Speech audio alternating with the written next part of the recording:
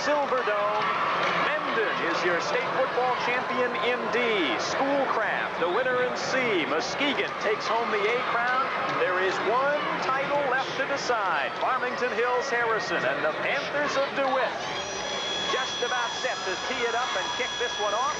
And John Tomlinson up in the booth now and ready to begin play-by-play. And a John Tomlinson who will tell you right up front, maybe a little less than impartial in this ball game. A DeWitt native. Well, that's right. Good evening, everybody, and welcome to State Championship Saturday here at the Pontiac Silverdome. The Class B game that we've all been waiting for, and certainly the folks from DeWitt, my hometown, as they are looking forward to this one, have been all year since they lost to DeForest in the semifinals Class C action last year. They said, hey, we got a good team. We want to get to the Silverdome. Probably their toughest test all year was against Ludington. They beat them right off the bat, right out of the gates, and went on and won the next three and ended up here against a very, very, very tough, in fact, the class of the class, Farmington Hills Harrison team. We've had Mike Carey on the sideline. Will be reporting to us with the coaches throughout the game and injuries and other things. Let's go to Mike now and find out what's going on down there. Mike? Okay, very quickly, John, check with both benches before the game. Both coaches say everybody's healthy, everybody's ready to go. They should be at 100% for this one. All right, Mike, thank you very much. Before we get this one underway, let's pause 10 seconds, allow our stations along the network lines to identify themselves. You're listening to Michigan Sports Services, a division of the Great Lakes Media Group.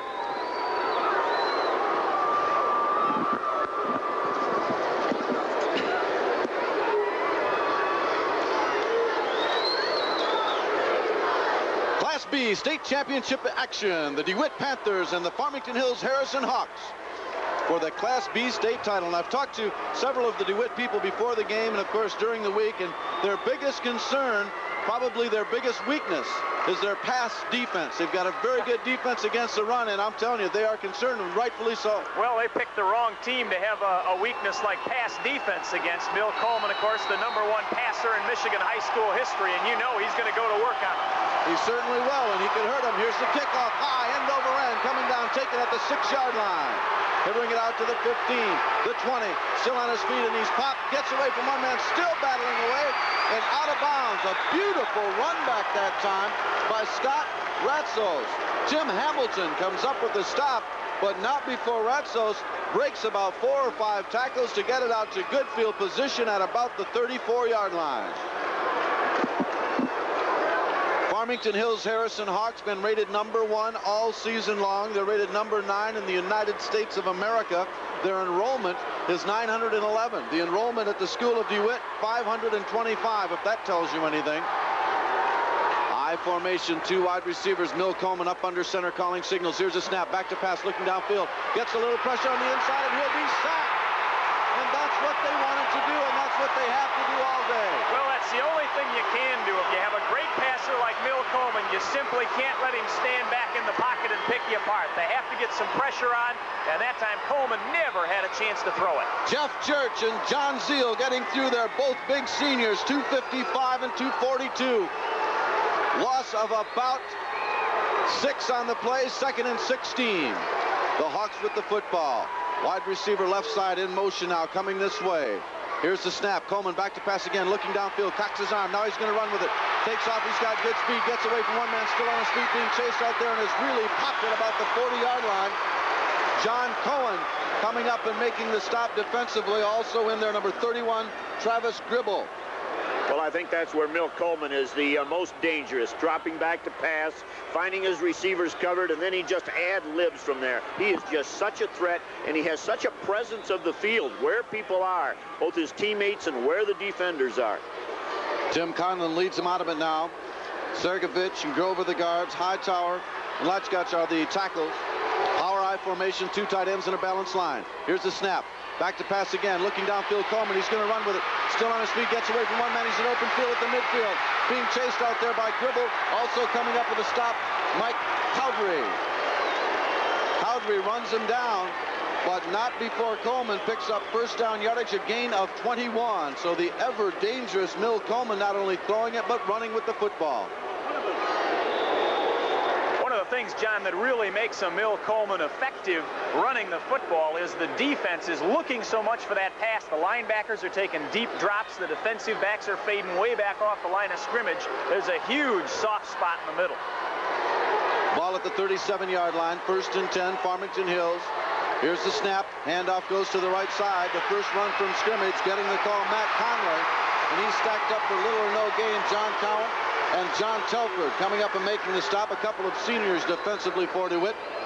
They get it inside the 30, or 35 rather, just at the 35-yard line. We'll call it 2nd and 7. For the benefit of the old coach, because I'm sure he wants to hear this again, DeWitt wears those Michigan Wolverine helmets, and the real Michigan Wolverines were winners today, and they're on their way to the Rose Bowl.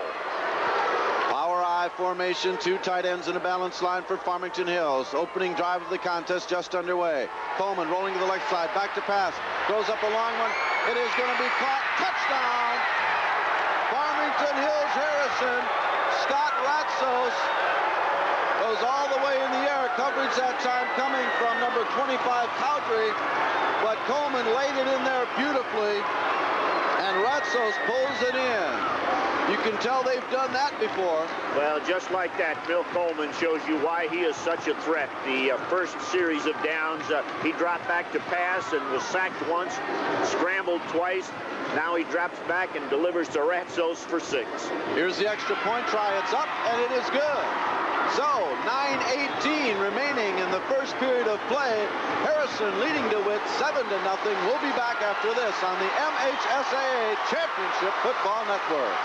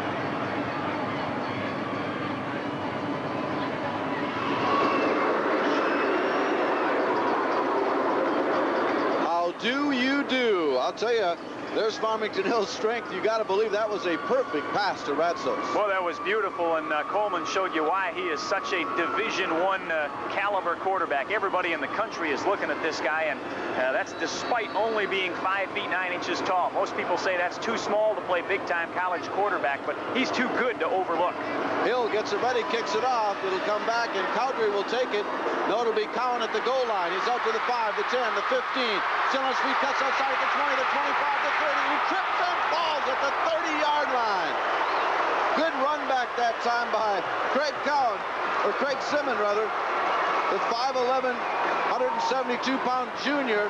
And Simmons had it going for a moment and really tripped over the white line at about the 30-yard line, or he might have gone quite a ways. Now, as explosive as Harrison was on their first possession, and DeWitt failed defensively to stop Mill Coleman, now you see a team that's just as explosive in a very different way. A wishbone, and a very difficult wishbone to stop. It's Harrison's turn to try and do something on defense. Wishbone offense. Johnson wide to the left side. Here's the snap. Handoff right side. Cowdrey, the ball carrier, tries to cut it up inside. No running room at all. Met there solidly by Mandel Hightower along with Blazo Sarkovich, I guess is how you say that. Sarkovich? That's what we're going to call it. We won't argue with you. We won't argue, right. On that first defensive alignment for Harrison, Mark, a little strategy that you and I have talked about. The Harrison Hawks have backed up their nose man. You'll see him back about 3 yards off the ball. And that's usually done against a wishbone option team. Handoff goes to the right side again. John Telford gets the call. The 5'11", 180-pound senior gets a couple out to around the 35-yard line before Joe George brings him down for Harrison. You know, we've only played 4 minutes, but here we are at a key down already. It's 3rd down long, and the last thing DeWitt wants to do right here is give the football back to Harrison this quickly. Chris Berkemer, their quarterback, 6'3", 205 pounds. Big kid. can throw the football. We'll see if they go to it here. They come out on the wishbone alignment. Split back to the left side. Option coming left. Berkemer is going to carry it. Still on his feet, but tackled across the 35 at the 37-yard line. Steve Hill from his inside linebacker coming up with the stop, and it'll be punting time for the Panthers. Well, you hit the situation right on the head, Mark, as DeWitt 3 downs and out, and you put the ball right back in the hands of Mill Coleman, who is hot, as you could see the first time that he touched the ball. He was very, very effective. Shook standing at his own 24-yard line, getting ready to kick it away. Here's the snap, a good one. Gets a pretty good kick away, a low one. Fumbles the football, and DeWitt falls on it. It's DeWitt's ball on the turnover. Well, and that's a huge, huge break, as the Panthers don't have to watch Mill Coleman go back and throw any passes at him. They get it 1st and 10, mark it at the 35 of Farmington Hills Harrison. Big break. Kevin Johnson comes down and recovers the fumbled punt, and DeWitt will get the ball right back. So the first turnover of the ball game, a big one, and it goes in DeWitt's favor. Now they need to take advantage of it. Here's the snap. Berkemer rolling to the right side, going to keep it now, pitches it back. Telford, the ball carrier, dances around one man, still on his feet at the 25, the 20, the 15, the 10, inside the 10 at the 8-yard line. Good as Mill Coleman is offensively, he just made a terrible mistake defensively. He hit John Telford up high, and that big 5'11", 180-pound senior John Telford's not going down if you hit him near the shoulder pads. Boy, he proved it there as he just blew Coleman right off and kept on running. 1st and goal, DeWitt. Panthers, the ball inside the 10 at the 9-yard line. We have a timeout on the field, 6:23 remaining in the first period. Harrison 7, DeWitt nothing. We'll be back in a moment on the MHSAA Championship Football Network.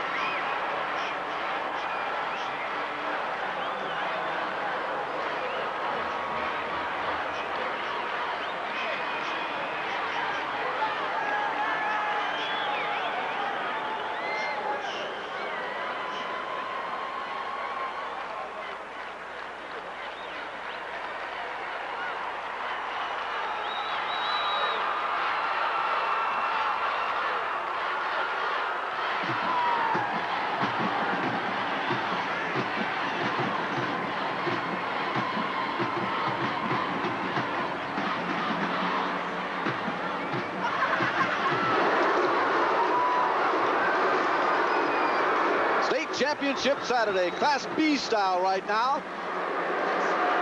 Farmington Hills Harrison on top 7-0, but DeWitt on the big turnover fumbled punt has moved it down to the 9. It's 1st and goal. The Panthers break out of it. Orwad out over the football. Miller and Seal with the guards. Kingsbury inside are the tackles. 2 tight ends in a wishbone backfield. Here's the snap. Berkemer going to the short side of the field. He's going to keep it, dive for the corner of the end zone, but he'll be short. He gets it down to around the 3-yard line. Mill Coleman there to stop him. Chris Berkemer, the quarterback, on the keeper. Well, this guy's a load, 6'3", 205 pounds, and when he turns the corner and all you've got is defensive backs trying to stop him, that's tough stuff. Also noticing, though, Mark, that there was a defensive back right up in the face of the pitch man, who's Mike Cowdery. They're out to stop him, and they're going to take their chances with Chris Berkemer. And as you said, he's a load when he turns the corner. Cohen goes to the left side, handoff straight up the middle, fighting for yardage inside. No gain on the play. Gibby Hicks gets the call, but he'll get down maybe to the 2-yard line. It'll be 3rd and goal. We'll see where they spot it. 3rd and goal at about the 2. Big play again. It's early, but big play. DeWitt really doesn't want to take the 3 down here. They got to score after getting a big turnover on the fumble and marching it down all the way to 1st and goal at the 9. They need 6. Cowan and Johnson, the senior and junior respectively, moving in and out of the contest, bringing in the plays. Johnson goes wide to the right side, tight end on the left, wishbone backfield. Here's the snap, second man through. Telford, touchdown! Johnny Telford, the 5'11" senior, scores his 11th touchdown of the year. And more than likely will tie this one up. Well, Johnny Telford takes the dive back position on this wishbone offense and just drives forward behind his big front line there and just barely gets the ball to that goal line, but that's all that counts.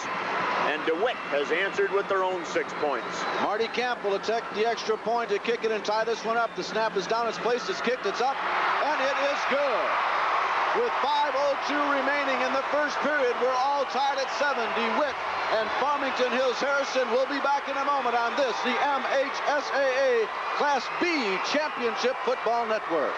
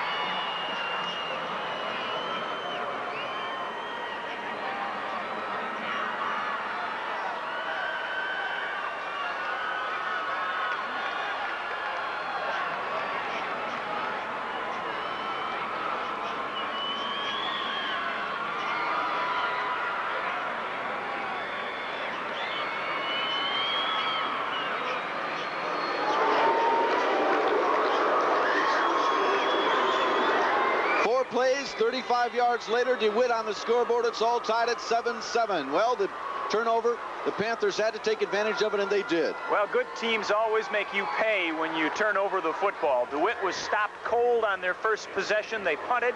Farmington Hills Harrison turned it over, and the Panthers made it count for 7 points and tied it up. Here's the kickoff. High end over end coming down. It'll be taken by Ratsos at about the 5-yard line. He'll bring it out the 10, the 15, the 20, the 25, and he's hit at the 30-yard line. Tony Miller, the 6'2 senior, coming up and making the stop on special teams. And now we'll see what happens with this potent and powerful offense of Farmington Hills Harrison, and if DeWitt's defense can dig in and stop the pass. There's only one thing I'm certain of, John, and that is it's going to take 28-30 points to win this game. It's going to be probably the highest scoring game of the day. There's no doubt about that. Coleman looking over the defense, up under center, calling signals. Now here's the snap, rolling to the left side, pulls up like he wants to pass. Now he's dancing around. He gets caught behind the line of scrimmage, back around the 27 or 28-yard line. Getting through there, Travis Gribble and others. Good job defensively by DeWitt that time. Well, Jeff Orwatt and Travis Gibble coming from the defensive end positions, both kind of on a crash route towards Mill Coleman, and they met at the quarterback. Second down, 14 yards to go. Coleman looking over the defense. 2 wide receivers left side. Here's the snap. Back to pass. Flags on the play. Rolling to the right side. Looking over the middle. Throws it up, and it's almost intercepted. Tipped away by Berkemer. And John Telford almost came up with it. Lance Kingsbury really put a shot into Coleman there as he delivered the ball. But it'll be a legal procedure is the call, and it'll against Farmington Hills. Well, I'm sure they'll turn this one down, John. They can put Farmington Hills Harrison into a third down now in about 14. And given the way Mill Coleman plays the game of football, I'd rather see him 3rd and 14 than 2nd and 19. Yeah, because a couple of 10-yard passes and he's got the first down. This way he needs 14, and that's what they do. The fewer plays I give Mill Coleman, the happier I am on defense. Steve Hill wide to the right side. Ranger wide to the left side in the slot. Single setback as Coleman up under center calling signals. Back to pass looking downfield. Throws it out in the flat. It's complete at the 30-yard line. No first down yardage, however, at the 35-yard line as John Telford is there to make the stop on the big tight end, Greg Piscopink. Well, some great defensive adjustment there as DeWitt had man-on-man coverage with the split man, and Coleman spotted that, audibled. You could see him call to his teammates out there, put a man then in motion as he tried to get the split man to vacate the area, take the defense with him. But the linebackers for DeWitt reacting to the play very well and able to stop it before the first down yardage was reached. Coleman standing at his own 20. Gibby Hicks and John Cohen back around the 25-yard line, gets the kick away. High spiraling kick coming down, hits on the 40-yard line. takes a Farmington Hills bounce. It will go down and out of bounds at about, no, it's still rolling. At the 22-yard line is where they'll get it, and DeWitt will take it over there, 1st and 10. We're all tied at 7-7. Class B state championship game here. We've had some great ones so far today, and this has left nothing to be desired thus far. Well, in my recollection, this has been the best day of high school football that I've seen here at the Silverdome in the championships. Menden's first game, 31-0 over Lake Linden, better than the score might indicate. And then the last two games have been super. Muskegon beats King 16-13, went down to the final minute. Schoolcraft over Ontonagon 14-7. That went down to the last couple plays as well. Panthers break out of it. Orwatt out over the football. Wishbone backfield with Cowan split to the right side. Berkemer rolling to the left side. Pitches it back Cowdery. Cowdery cuts it back up inside. Gets it back to the line of scrimmage and maybe a yard more, and that's about it. Stacked up in there by a host of Hawks. Sarkovich, Steve Hill, and others. Little or no gain. We'll call it 2nd and 10. Well, the idea in the wishbone, John, is to force the defense to make choices. And that time, Chris Berkemer never made them choose anybody. There was no pressure on Berkemer, and yet he pitched deep to Cowdery, and the whole defense knows where the ball is then and can move to the football, and they did so, no gain. Cowan goes to the right side. Wishbone backfield again with Hicks, Cowdery, and Telford. Berkemer calling signals, going to the right side, back to pass, looking downfield, cocks his arm. Throws one up, intended out there for Cowan, and it's incomplete, underthrown, but a lot of pressure being put on that time defensively by Steve Hill, number 20, also Matt Sperry, number 53, putting the pressure on Berkemer as he released the football. It'll be 3rd and 10. Well, so far, the Hawks of Harrison able to defend the wishbone in pretty good shape. It seems as though they're electing to stop the first part of the wishbone. That's the dive play. They've been tough up front with that, and they've done that by backing up their nose man. And they've also put their cornerbacks out on Cowdery, who is normally the pitch man. They've let Berkemer run a little bit, and so far, he's not been able to sustain a drive with that. Berkemer rolling to the right side, good protection, throws it up, and it is incomplete, intended for Mike Cowdery out of the backfield and overthrown. It'll be a punting situation. Berkemer just flat overthrew him on that one. And DeWitt will be forced to punt it away on 4th and 10.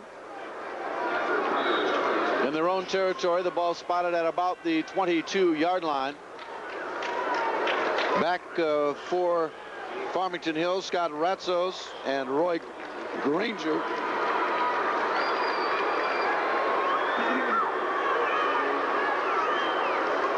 Here's the snap, standing at his own 10-yard line. Kick is away, high, spiraling, beautiful kick.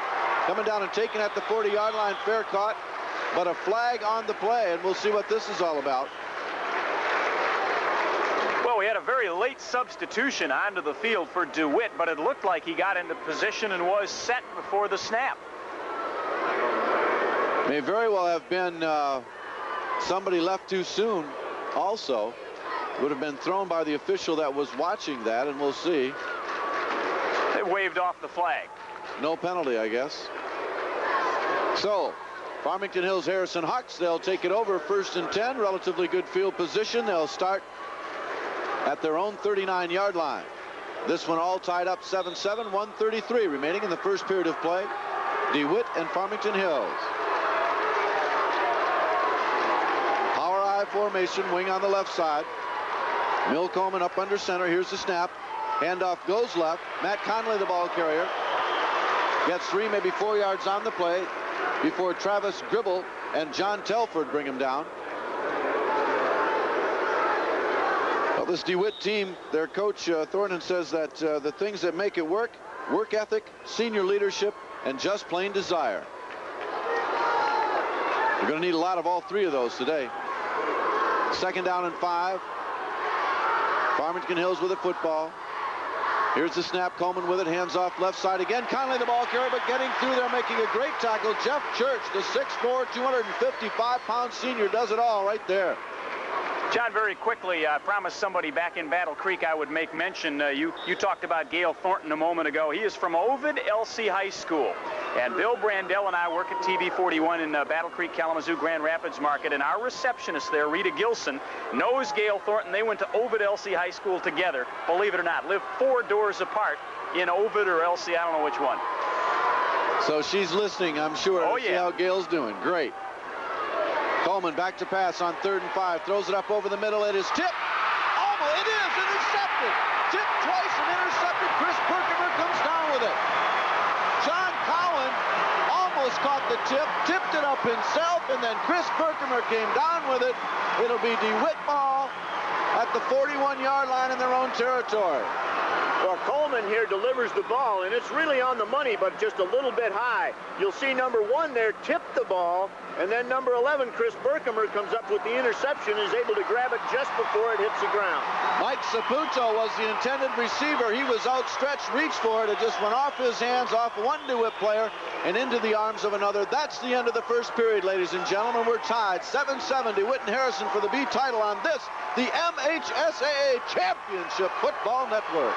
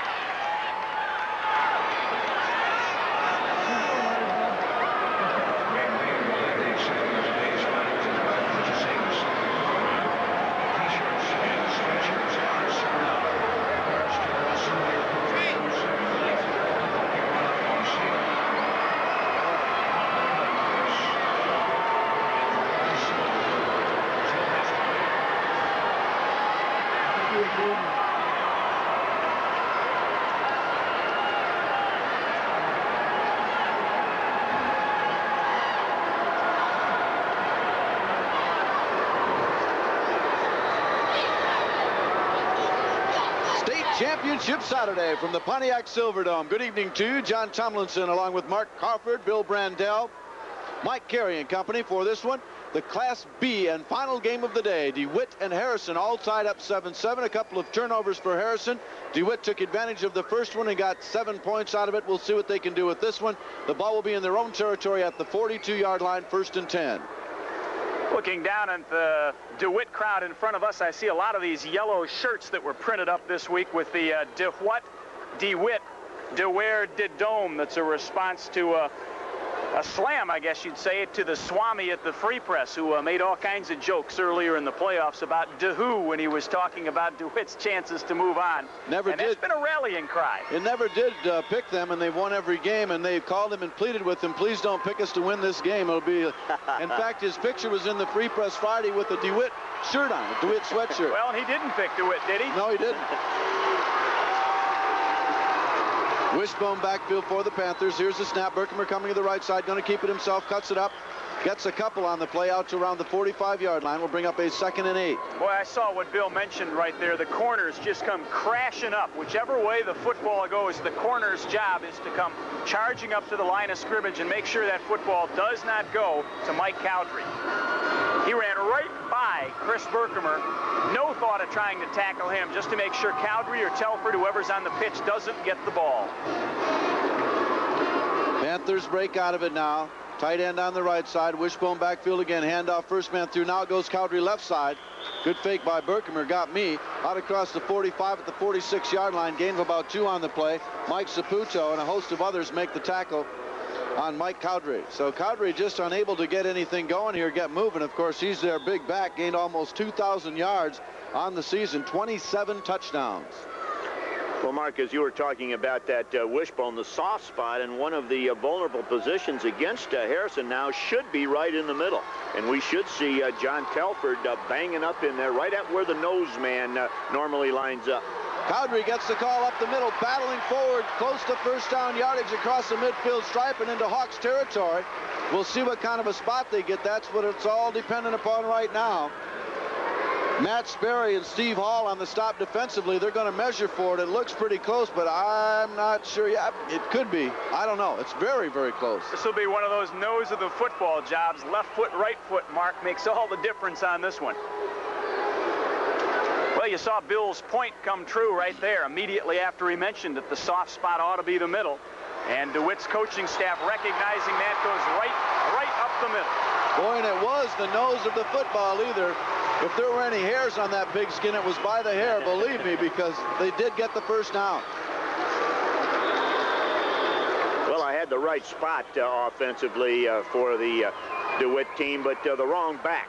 This time it was Cowdrey that took it up in the middle. We talk about him getting the pitch all the time, but it can be either Cowdrey or Telford, and they both run inside and outside. Handoff, first man through. Gibby Hicks straight up the middle, still on his feet, battling inside the 35, down around the 31-yard line. Roy Granger finally brings him down. But Gibby Hicks, the 5'10", 165-pound senior, gets it down to around the 32, gain of 16 yards on the play. And really a good adjustment offensively, as they saw exactly what we're talking about, and that time the fullback in that wishbone formation, Gibby Hicks, right up the middle, big gain. Panthers break out of it now. Owat leads them out over the ball. Miller and Zeal are the tackles. Sida and Kingsbury are the tackles. Here's the snap. Handoff, second man through. Telford, the ball carrier, running room, 20, 15, 10, 5. Touchdown, DeWitt Panthers. Well, just like that, this time it's John Telford that finds that soft spot. We've been describing since the ball game started, defensively, Harrison's adjustment to the wishbone has been to back their nose man up, spread their linebackers to the outside a little bit, trying to help out on the quarterback, and then releasing the cornerbacks to the pitch man, so that once you get by that backed up nose man, there's nobody there. And DeWitt has discovered that soft spot mark and taken great advantage of it. Here's the snap. The kick is up, and it is good. So with 9:42 remaining in the first half, DeWitt has gone on top 14-7 over Farmington Hills. Harrison will be back in a moment on the Michigan High School Athletic Association Class B Championship Network.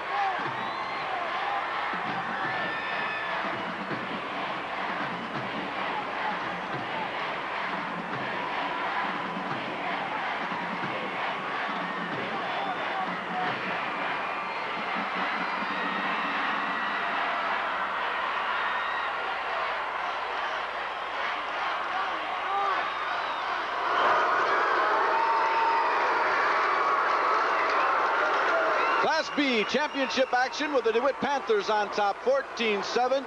They move 5 plays and some 57 yards for that one. And here's the kick. Coming down, it'll be taken and fumbled and bobbled around. Still loose on the ground. They're battling for it down there, and I believe Harrison will get it. They do at the 9-yard line. Oh, boy, was that close or what? Holy mackerel, dodge a bullet there, Harrison. It's Roy Granger that comes up with the ball for Harrison, but boy, it was bouncing around for a long time, as you described, John. Just tantalizingly out there as the Panthers come racing downfield and try to get on it. Granger was the one that missed it. It looked like it was going to go out of bounds and still rolled along the sideline. He could not come up with it. It bounces around. DeWitt had a real shot at it, but Farmington Hills comes back with it. Handoff straight up the middle. Matt Conley, the ball carrier, straight ahead, met by Phil Sida, the big senior, and John Telford as well. Stop him after a gain of about 3, maybe 4. We'll call it 2nd and 6.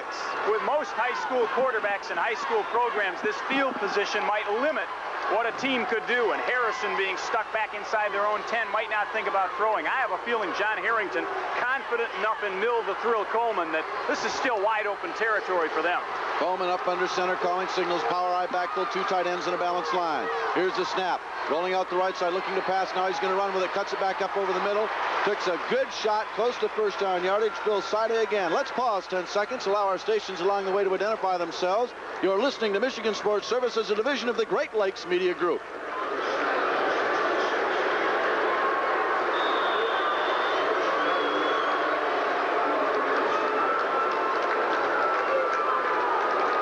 Sida really put a shot that time into quarterback Coleman. One thing for sure, you'll never accuse the DeWitt team of not hitting. They do like to hit. 2 tight ends in a balanced line. 1st and 10. They did get the first down. Man in motion now. Back to pass Coleman, looking out in the flat, can't find anybody. Throws it up over the middle, wide open, the tight end. Berkemer's got him at midfield, and the insurance is put down out there by Tony Miller, but not before first down yardage goes to the tight end, Greg Piscopink, and he picks up about 20 yards on the play, moves it out to the 40-yard line. Well, once again, credit Milt Coleman with being able to read defenses and pick out the open receiver, as that was at least the 3rd choice, I believe, on that pass pattern.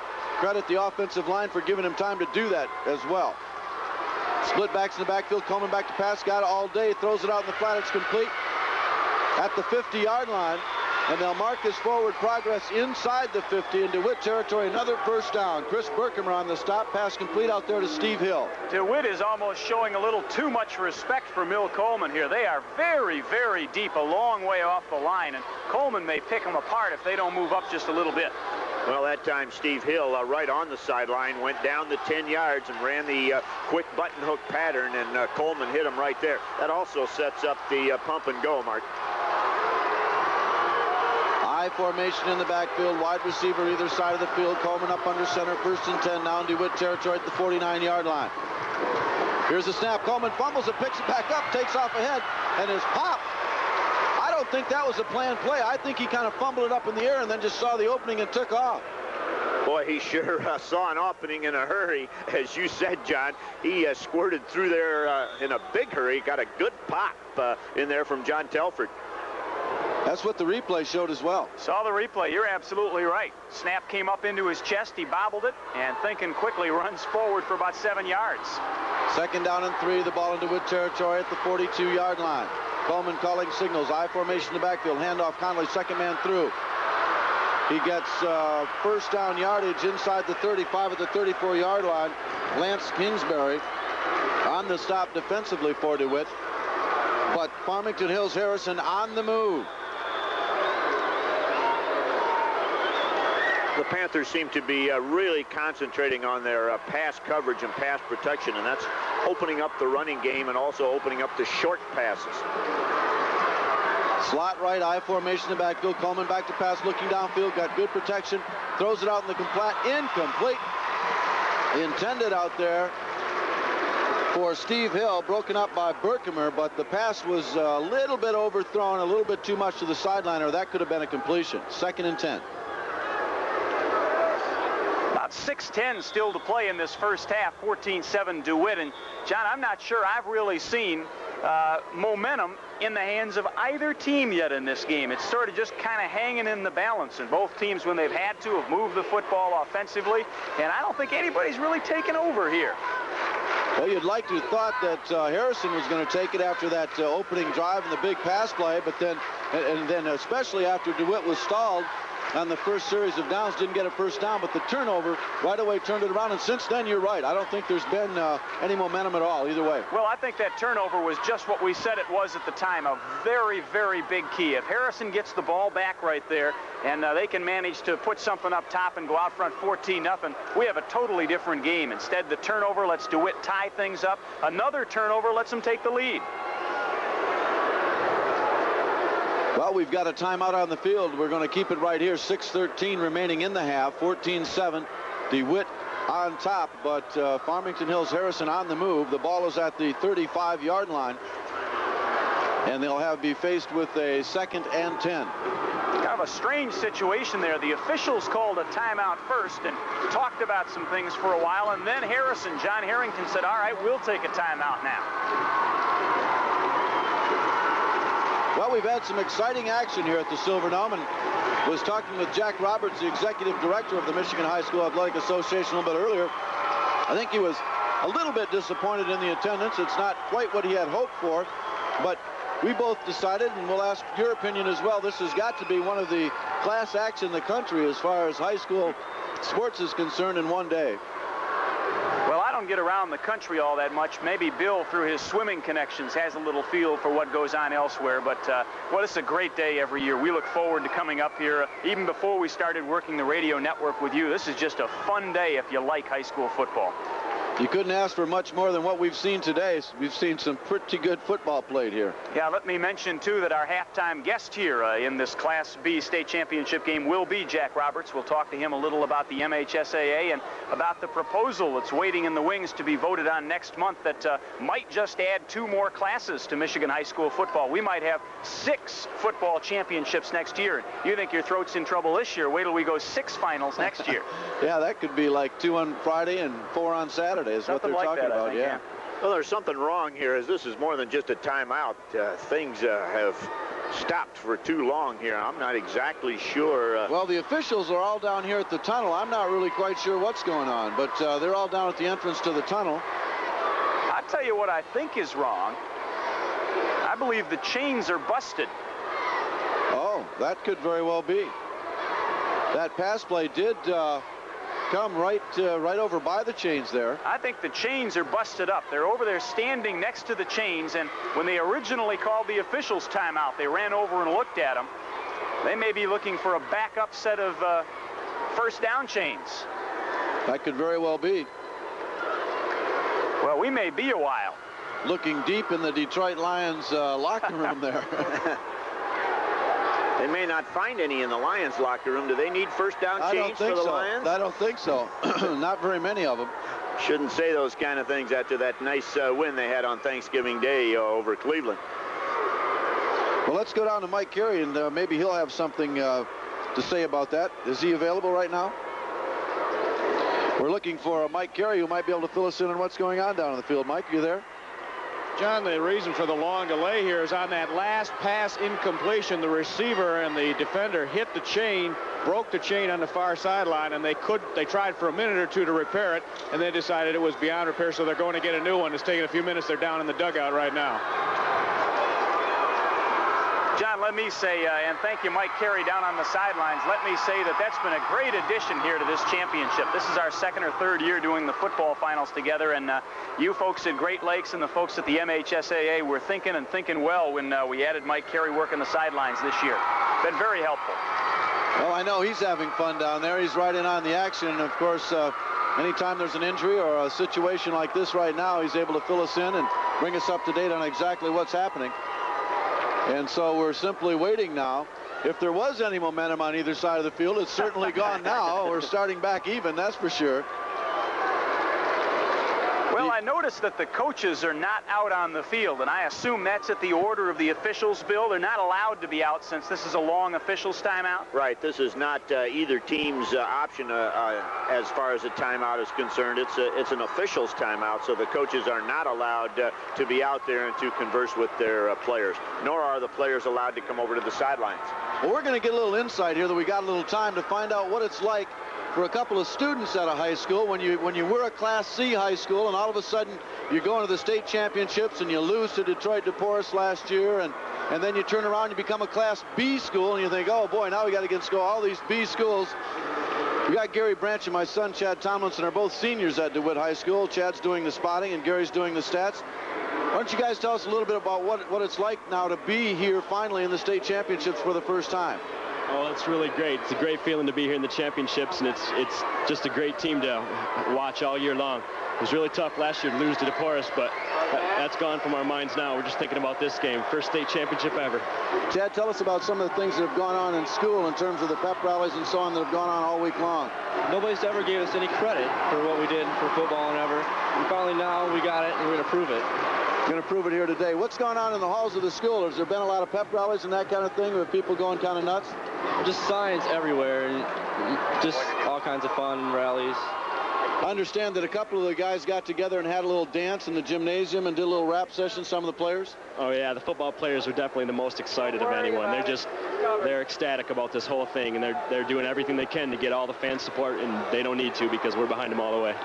Okay, a little insight there to what goes on in the halls of the high school, if you will, in the minds of a couple of high school seniors as they've waited a long time to get here, and the football players, Gary said, seem to be the most excited about all of this that's going on.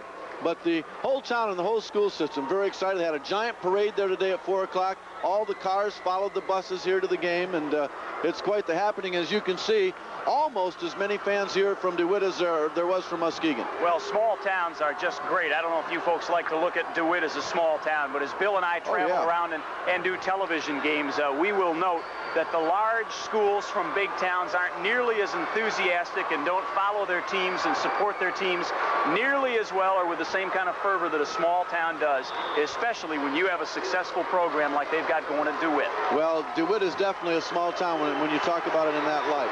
We're back ready to go now. Farmington Hills Harrison with the football, 2nd and 10 at the 35-yard line.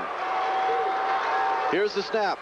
Back to pass Coleman, looking downfield, got protection, throws up a long one over the middle. It's intercepted at the 5-yard line. Back to the 15, the 20, the 25. It's Cowdery. He's got wheels. 30, 35, 40, 45, 50. Blasts out of bounds at the 50-yard line. Mike Cowdery on the interception takes it back 45 yards to the midfield stripe. Well, Milt Coleman very simply overthrew his receiver. He had a man open down near the goal line. Got the football a little too high. Cowdery was there and waiting and showed you some of that running back form as he brought it back. And Coleman was the only guy who could stop him and did at midfield. Well, Cowdery hasn't had a chance to run it on offense too much, but he sure got a little running room there. And let's note, 3rd turnover against Harrison. The first 2 both resulted in DeWitt touchdowns. They went 60 on the last one, 30 on the first one. They've got it at the 50-yard line. Berkemer hands off. Second man through Telford, running room, 45, 40, inside the 40 at the 39-yard line.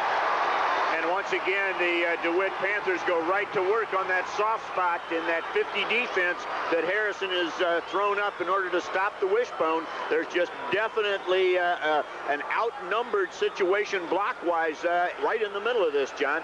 Scott Telford picking up 12 on the play. Scott Ratsos on the tackle. The Panthers break the huddle now. They send John Cowan wide to the left side.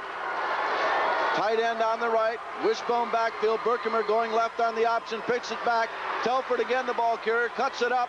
Gets across the line of scrimmage out to about the 36-yard line, gain of about 2. Well, they run the straight wishbone play there, but that's mostly just to keep the defense honest. To keep them in that same D they've been playing, you're going to have to go outside once or twice just to make the inside move effective. Matt Sperry on the tackle defensively. Also coming up with the stop, Cress Gove. And it will be 2nd and 8. The ball just outside the 36-yard line of Harrison after the big interception return.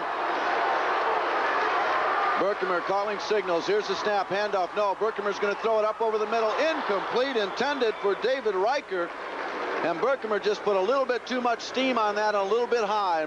And Riker, who's the leading receiver with 15 catches and 3 touchdowns on the year, could not haul it in.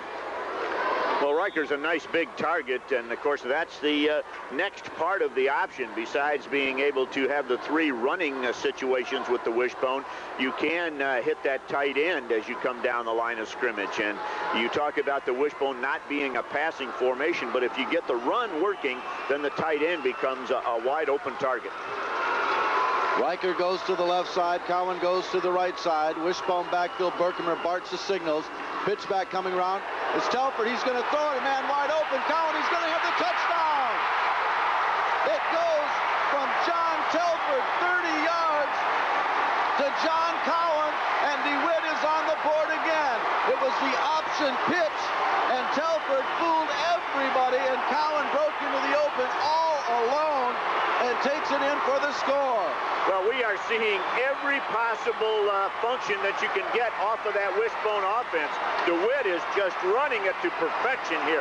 They have found the soft spot. We've often talked that if you try to stop one part of the wishbone, you weaken yourself somewhere else. And DeWitt has shown the option pass now. They've shown the pass to the tight end, and this time it's the halfback pass. Here's the snap. The kick is up, and it is good. It is good with 4:37 remaining in the first half of play. The DeWitt Panthers are shocking Farmington Hills Harrison, 21-7. Well, the guys from DeWitt are really doing it out here right now. You're right, 21-7, and the Hawks of Harrison have got to be in shock. Their fans are sitting on their hands on the far side there. They don't know what to think. Well, I'm sure that they've never been in this position too many times this year. The closest game they had that I see was a 23-15 against Westland John Glenn, or the 3-2 game in Grand Rapids. It was a little bit closer than that, obviously. For the season, the Hawks are a +15, I think, as far as turnovers are concerned. But in this ball game, they're -3, and those -3 have cost them 21 points. Boy, the DeWitt crowd is on their feet. I mean, talking right now. That's almost giving a program overload on our VU meter. We've got the crowd mic shut off. Well, the Lions would like to have it this noisy in here on Sundays. Exactly. DeWitt with a 21-7 lead, 4:37 remaining in the first half of play. They're going to kick it away now. Scott Ratsos and Roy Granger back to receive it. Here's the kick, high end over end. Granger will take it. Almost bobs it 10 to 15, the 20 off the 25, cuts it outside, tries to turn the corner. He's not going to get there, reverses his field. DeWitt's chasing him all over the field. He's going to get some running room, 20, 25, 30, and he is blasted at the 32-yard line. Tony Miller, the 185-pound senior, finally brings down Mr. Granger as he was dancing all over the field. Well, Granger must have run about a 4:40 out there before they finally tackled him. He came all the way across the field, got out to about the 35 or 40, went all the way back across the field, got back to the 35 or 40, and he almost broke it. He almost did. Farmington Hills with the football. 1st and 10 in their own territory at the 32-yard line. Coleman back to pass, good protection. Now he's getting a little pressure, cuts it up the middle, and he's tackled. Travis Gribble getting in there and making the stop, helping him out. Big number 76, John Zeal. Well, and Zeal had better contain himself just a little bit. That was very close to a late hit. And that's something they don't need. You can see Coleman on the replay monitors here was down when Zeal jumps on top. And they don't need a 15-yarder. They're in great shape right now. Scott Ratsos goes wide to the right side. We've got a slot right I formation in the backfield, tight end on the left. Coleman with a reverse coming this way. Good running room over there for Granger, still on his feet, dancing around, gets away from one man, is tackled, but first down yardage out around the 44-yard line. Chris Berkemer finally makes a stop. Boy, this Roy Granger on the basis of that kickoff return and an excellent little run right there. He's just a sophomore. He's going to be a player. Well, he sure is, and he likes to reverse his field, Mark. He makes an awful lot of yards and takes a lot of time going east and west besides north and south. Harrison with a first down. The ball just inside their own 45-yard line. Coleman brings them out of it up under center, looks over the defense, calls the signals now. They spread it out. It's almost a green streak here with 4 receivers in the pattern. Coleman back to pass, being pressured, throws it up over the middle. It's complete to Granger. Nobody tackled him, but in high school, obviously, if you fall down, you're down, and he did. Gain of almost 10, very close to first down yardage, around the 46-yard line of DeWitt. And the DeWitt Panthers are really fortunate that time Mill Coleman chose to throw it inside and under, because they were caught trying to switch there after Harrison made a little shuffle on offense there and split their receivers, and there was a man deep who had him beat. You're right, Mark. There was a missed coverage on that, and it came as Harrison came up to the line, set themselves offensively, and then went into a shift and ended up with just 1 setback and 4 wideouts, similar to what the Lions call the run and shoot or the silver stretch. They had the DeWitt Panthers defense spread out all over the field and confused a little bit, and resulted in a man deep wide open, but obviously Milt Coleman didn't spot him. They did get the first down, so it's 1st and 10 just outside the 45-yard line of DeWitt. Panthers leading 21-7, 2:22 remaining in the half.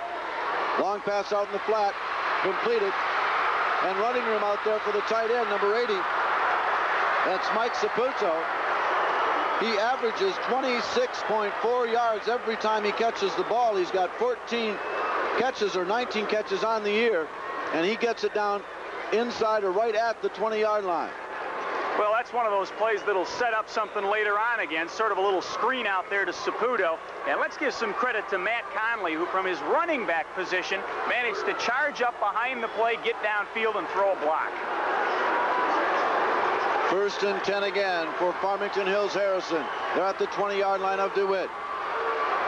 2 wide receivers. Coleman back to pass, looking over the middle. Got a man open at the 10-yard line. It's complete. John Telford on the stop. Completion good that time to John Schaefer over the middle. Inside the 10, it'll be 1st and goal. They mark it at about the 7-yard line. Well, one of two things has to happen here, Mark. Either the DeWitt defenders are going to have to get a little tighter on these receivers, or they're going to have to get a little more pressure on Milt Coleman. The wideout in particular has very, very deep coverage on him. Coleman will find him all day. 2 tight ends in the balanced line, power I formation. Here's the snap, handoff, second man through. Conley, the ball carrier, gets close to the goal line, but not in.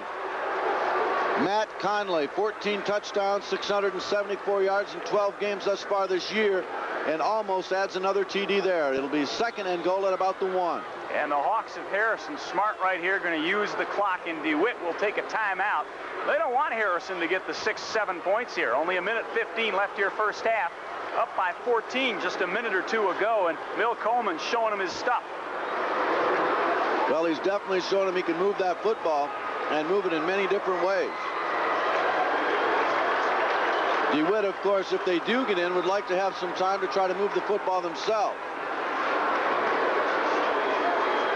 Scoreboard showing us Miami up on Notre Dame 24-10 in the 3rd quarter. Whoa. That could have some real implications nationally. Well, the race for number 1 could get real funny here, couldn't it? Yes, it could. Wolverines might even get back into that one somehow. Well, a lot of special things would have to happen, but it's definitely a possibility if Notre Dame gets beat the way the bowl system is shaping up. It would take a little bit of the glamour, if you will, out of the Orange Bowl contest. Of course, Colorado comes in and beats Notre Dame. I'd say they're number 1 hands down. Yeah, I think you're right. 2nd and goal. The ball at the 1-yard line of DeWitt. Harrison with it, trailing 21-7. Coleman calling the signals. Power I formation. Handoff, second one through. It's Conley up and over and in. Farmington Hills Harrison is on the board again. It's 21-13, and they'll go for the extra point. Well, Milt Coleman engineers a drive by way of the pass and gets the Hawks right back down to the goal line, and hands the ball to Matt Conley and lets him do a front dive with a 1 somersault, tuck position into the end zone for 6 points. 9.2. Give him a 9.2 on that. All right. Here's the snap. It's placed. It's kicked. It's up. And it is good. With 1:09 remaining in the half, the Panthers up 21-14 by a touchdown. And I'll tell you, as you mentioned earlier, Mark, this is probably going to be, without a doubt, the highest scoring game of the day. It is already. Are we going to have a great second half here or what? 21-14 DeWitt out front, and this has been a very entertaining football game and promises to be nothing but more of the same. 7 plays. 14 DeWitt out front, and this has been a very entertaining football game and promises to be nothing but more of the same. 7 plays, 67 yards, capped by a 1-yard dive. And Harrison is right back in it. Of course, with Farmington Hills Harrison, they could be 2 or 3 touchdowns down, and you'd never say they're completely out of it. Yeah, you sure didn't sense any panic on the part of Milt Coleman and his offense there, as they were very methodical and moved the football downfield. And when they got to the 5-yard line, they left that wide open offense, went to power football, and just mowed it right in. Cowdrey, Cowan, and we'll check the other one for you. It's probably Simmons back deep to receive this kickoff. 1:09 on the clock. First half of play. 21-14. DeWitt. 3 turnovers by Harrison have turned into 3 DeWitt scores, and they weren't gimmies. They went 50 yards for one, and 60 yards for another, and 30 yards for another. But they were a result of turnover. He's got it teed up and ready to kick it now. Steve Hill approaches the ball. Here's the kick, a long spiraling kick. Cowdrey will take it at the 5, the 10, the 15, cuts runway out to the 20, the 22-yard line, and stacked up there. So the Panthers will have it with 1:02 remaining at their own 20-yard line, and we'll see what Gail Thornton wants to do with that. Boy, 2 timeouts left, but I don't believe up front 21-14 against a club that everybody said was much better than they were. I don't think he's going to take any chances and play around here. You might see a reverse or something like that, but I don't think he's going to be throwing any long bombs or anything. Yeah, I'd agree with that 100%. Well, go to that wishbone offense. But, boy, he doesn't show that to us, does he? We're wrong. Single setback. Berkmer going right back to pass, rolling out the right side, looking out in the flat. It's complete over there on the sideline to Cowdery. Cowdery could not get out of bounds. It was underthrown just a little bit. Gain of about 7 yards on the play. And DeWitt with a hurry-up offense will come up. The clock down to 38 seconds now. Will come right up over the football. Berkmer shouting the play. He'll keep 2 setbacks, or 1 in, rather. Let's see. They send Cowan wide to the left side. In the slot will be John Telford. Was there a flag on the play? I didn't see it. Illegal procedure is the call. Going against DeWitt. I didn't even see a flag. I never saw the flag either. But that's exactly right. Far side of the field. Obviously had something to do with the formation. It'll bring up a 1st and 15 now with 38 seconds remaining on the clock. Both teams have 2 timeouts remaining. Well, it was a strange offensive formation as we had 3 wide receivers right over on this side of the field towards us, and obviously somebody not aligned correctly. Now they go back to the wishbone. Here's the snap. Handoff Telford straight up the middle, battling for it, gets it back to the original line of scrimmage, and that's about all. I guess everyone's going to be content to let the clock run out here with just 10 seconds remaining, and DeWitt will go into the locker room with a 21-14 lead here at halftime. And we'll see if Mike Carey is going to be able to get a hold of anybody at the half. He's right down over there. And he's going to talk to the DeWitt coach, Gail Thornton, so we'll keep it right here until he does. He's going to get DeWitt coach, I believe, Gail Thornton, whose team is leading 21-14 in a surprise to pretty much everyone, I probably would think, in the stadium, especially the Farmington Hills Harrison Hawks players and coaches. And Mike Carey is now on the field and looks like he's with Coach Gail Thornton. Mike, take it away. Gail, great first half. Your kids played a heck of a first half.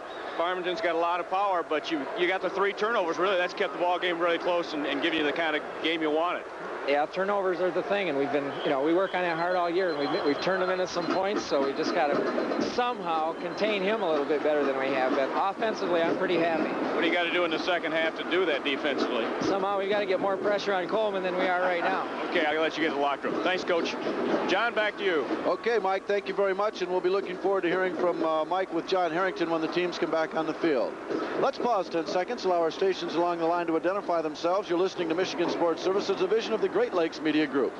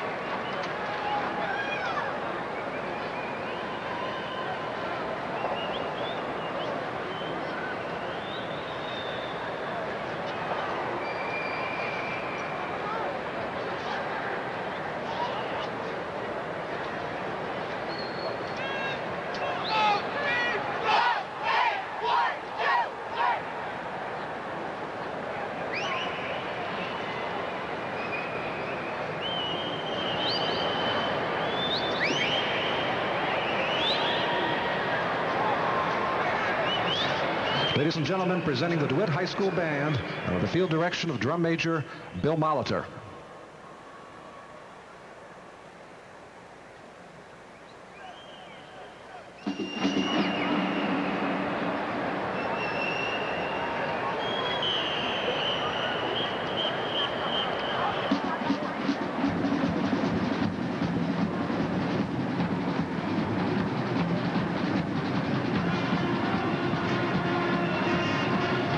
This evening, the band is opening up with a song composed by Paul Lavender. Here is Toronado.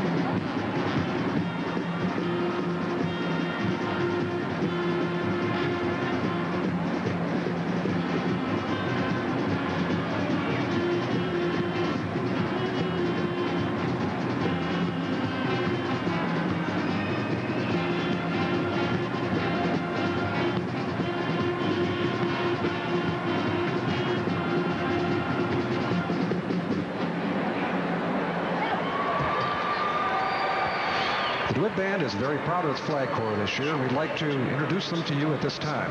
Flag corps members include Sheila Braska, Jennifer McKinnon, Meredith Stevens, Jennifer Johnson, Jenny Bry, Shannon Panwas, Captain Karen Lupian, Stacy Crowley, Nikki Zeeb, Christy Lance, Beth Newbecker, and Chandra Dorm.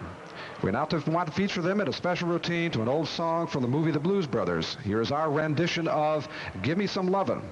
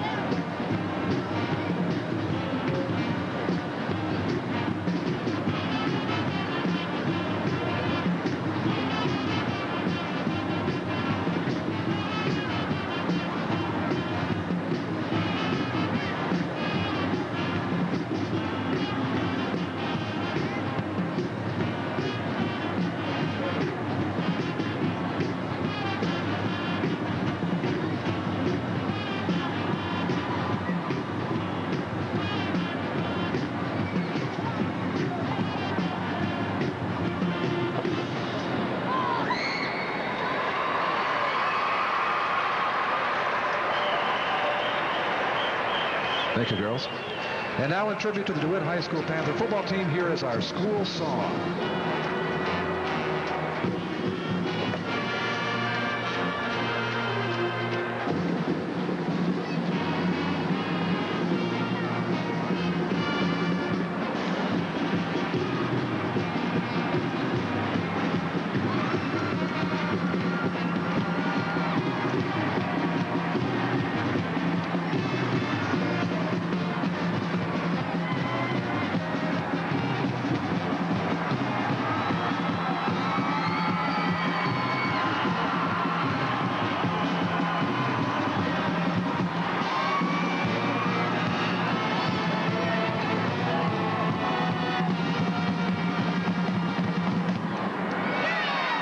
and gentlemen, the DeWitt High School Band under the direction of Mr. Jeff Chrysler.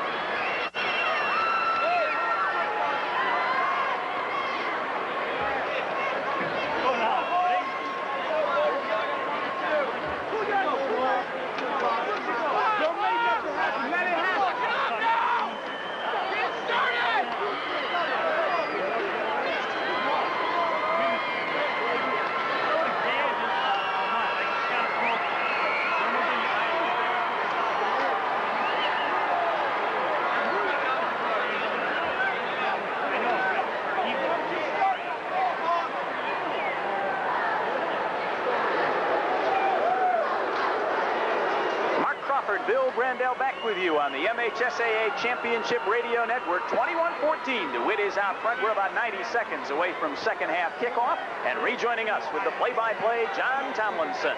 Thank you very much, Mark, and good evening once again. We've got a 21-14 halftime lead for DeWitt, and as you heard, we talked to Gil Thornton as he was going off the field. It's now time to talk to John Harrington, the coach of the Farmington Hills Harrison team, and with that interview, here's our sideline reporter, Mike Carey. Mike? Coach, we saw some very powerful offense from you in the first half. We also saw some turnovers, kept the score down. What are you going to do different in the second half? Yeah, fumble punts, and for sure we got to tackle better. We didn't tackle 44, and then we're man-to-man, and they threw a halfback pass on us, and we can't make those more mistakes. We got to play out better. Good luck here in the second half. John? Okay, Mike, thank you very much. And as you might imagine, he says no more turnovers, and we got to start tackling a little bit better and be better on that man-to-man coverage. Looking at the statistics in the first half, Telford, as Coach Harrington alluded, we haven't tackled him, gained 79 yards. Cowdrey had 12. In the passing department, Berkemer was 0 for 3. On the other side, Farmington, Harrison, 26 yards rushing for Conley. The big man, of course, Coleman, with 55 yards rushing, 100 yards up top, but 2 interceptions. So that's the statistics, and we're going to get ready for the second half of play. DeWitt will get the ball. They'll be moving from our right to our left. Cowdrey back with Simmon, ready to receive this one. And it's a high end-over-end kick. Cowdrey will take it at the 5-yard line. He brings out the 10, the 15, looking for a hole at the 20, and gets up to about the 23-yard line. And that's where DeWitt will take it 1st and 10. Mike Saputo coming down, making the stop for Farmington Hills Harrison. Well, right away, it's going to be interesting to watch the Hawks and see if they have changed their defense at all. We told you that early in this ball game, they adjusted to the wishbone by backing up the nose man a little bit, spreading out the linebackers, and they created a soft spot for themselves right in the middle of their defense. And the DeWitt team took advantage of that as the Panthers ran up the middle by way of John Telford. Kevin Johnson comes wide to the left side. Tight end is on the right side. Handoff goes Cowdrey right side. Good running room out across the 30 to the 32-yard line. Gain of 8, maybe 9 yards on the play. Blazo Skarsevich on the stop defensively for Farmington Hills, but a gain of 9 for Mr. Cowdery, and really the biggest hole open for him so far tonight. Yeah, that really Mike Cowdery's best run of the night. And brings up an opportunity down, if you will, for DeWitt at second and very short. A lot of choices here. Cowan goes wide to the left, handoff, first man through. Telford running from 35, 40, 45, 50. He's motoring out of bounds at the 45-yard line in Farmington Hills territory. And once again, hitting that soft spot, it's John Telford as he takes the ball from his quarterback and just pops right through that little bubble that has been created in the defensive line. The nose man, Gary Devine for Harrison, is only 5'5" and 150 pounds, and he's the one that's backed off the ball a little bit, and boy, if you blow him out of there, there's just a huge hole. Saida, Miller, Orwad, and Riker doing the job on the left-hand side that time. Wishbone offense again. Here's the snap. Handoff goes Cowdery. Gets a little bit of an opening. Gets it up about 5 yards to the 40-yard line. Inside the 40 at the 39. It'll be 2nd and 5 DeWitt. On the stop defensively, Greg Piscoping. Got to go back one play real quickly, John. You mentioned the lineman on the left side that opened the big hole. Let's give some credit, too, to Gibby Hicks, the fullback, as he busted in there and sealed off the defensive end and really made it possible. Riker, the tight end on the right side. Cowan, the split receiver on the left. Wishbone backfield. Hicks, Cowdery, and Telford. Berkemer calling signals, hands off. First man through. Gain of about 3 yards on the play. Matt Sperry on the stop. Handoff going to Gibby Hicks, the 5'10", 165-pound senior. It'll be 3rd and about 2. Big play right here. DeWitt certainly wants to keep the football here. The longer they can keep it out of Mill Coleman's hands, the better off they are. And they'd like to keep this drive going. Probably not 4-down territory. Opening drive of the second half of play. Johnson comes wide left. Tight end Riker's on the right side. Wishbone backfield again. Berkemer calling signals. Here's the snap. Handoff, second man through. Telford battles his way down very close to the first down. It will all depend on the spot. And he gets a right foot instead of a left foot, and I don't think he made it. Well, going to be very close, but I'm with you. I'd say 6-8 inches short on this one. And if we're right, big decision time for DeWitt as they'll look at 4th and short at the 35 of Farmington Hills Harrison. Blazo Skarsevich made the stop defensively, but again, it was that right foot, left foot mark, and it ended up to be a right foot, and I think he's just a little bit short. Well, I'm going to second guess you, gentlemen. I think that it is 4-down territory as far as the Panthers are concerned. No doubt in my mind that Coach Gail Thornton is going to go for this one. He doesn't want to get the ball in the hands of Mill Coleman. Well, I guess if you run for better than 300 yards a game all year long, you got to go for it on 4th and a couple inches in the state championship game, huh? Well, I guess also important is what the 4th down situation is. Here it's just inches, and obviously much more or much less dangerous than a couple of yards. 4th and short. Quarterback sneak Berkemer. He's got the first down. When you got somebody like that, 6'3", 205, he can almost just lean ahead and get it. Well, more than likely, all Chris Berkemer does there is steps up behind his center, Jeff Orwat. He taps either the left leg or the right leg after looking at the defense and tells his center where he wants the influence block to go, and he just tries to fall forward, as you said, and get the first. That he did. It's 1st and 10 DeWitt. They're inside the 35 at the 33-yard line, leading in the contest, 21-14, 3rd period of play. Berkemer, option, left side, going to keep it, dives it back up inside, gets a yard, and that's about it, as he's driven back in there by a host of Farmington Hills Harrison players. Steve Hall leading the charge defensively and getting up off the bottom of the pile. The Panthers that time electing to run the ball into the short side of the field with their wishbone option offense, and not a lot of room as the Harrison defense adjusted over towards the power of the formation. They had the pitch man covered, they had the dive man covered, and Mr. Chris Berkemer had himself covered. Cowan comes wide to the left side.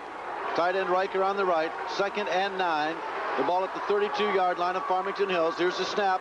Berkemer back to pass, looking downfield, got a man open. It's intercepted at the 25-yard line.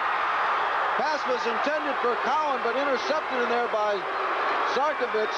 And really, He just threw it too low. He just didn't get it up and over top of that guy, and it was right in his hand.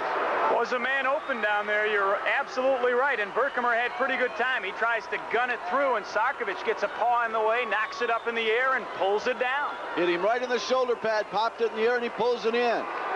So DeWitt's turnover here in the second half. We'll see what Farmington Hills Harrison can do with it. They break the huddle now. Power I formation, 2 tight ends and a balanced line. Coleman calling signals. Here's the snap. Hands off left side. Conley, the ball carrier, gets it out across the 30 to about the 33-yard line. Gain of about 3, maybe 4 yards on the play. We'll call it 2nd and 6. Interesting that they would come out in a power I formation like that. I'm not sure if maybe John Harrington and his staff saw something on that last little trip down near the end zone that told them DeWitt wouldn't really adjust well to this offense, or what? They're going to go with it again. Looks like Schoolcraft all over again here with 2 tight ends and a power I.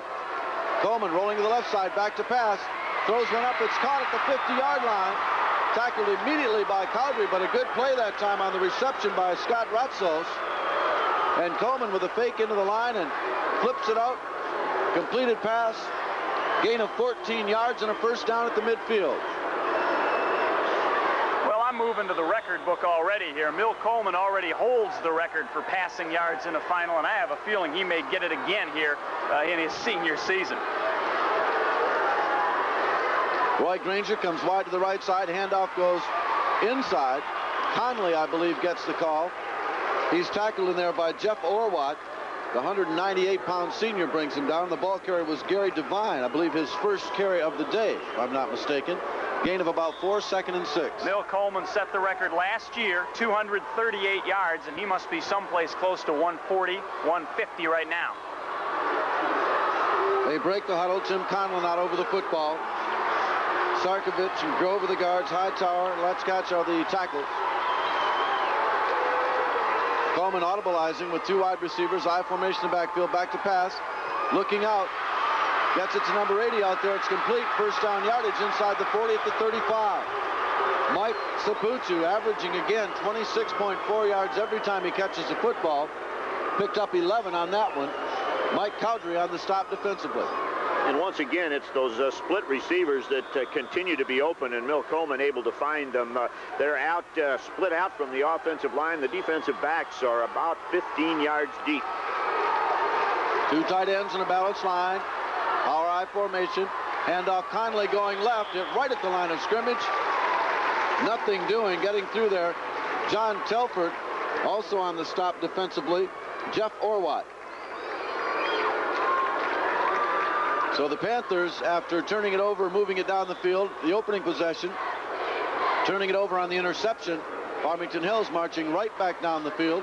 They have it now at the 34-yard line of DeWitt, 2nd and 9. Slot left, I formation backfield. Coleman rolling to the right side, passes it out in the flat,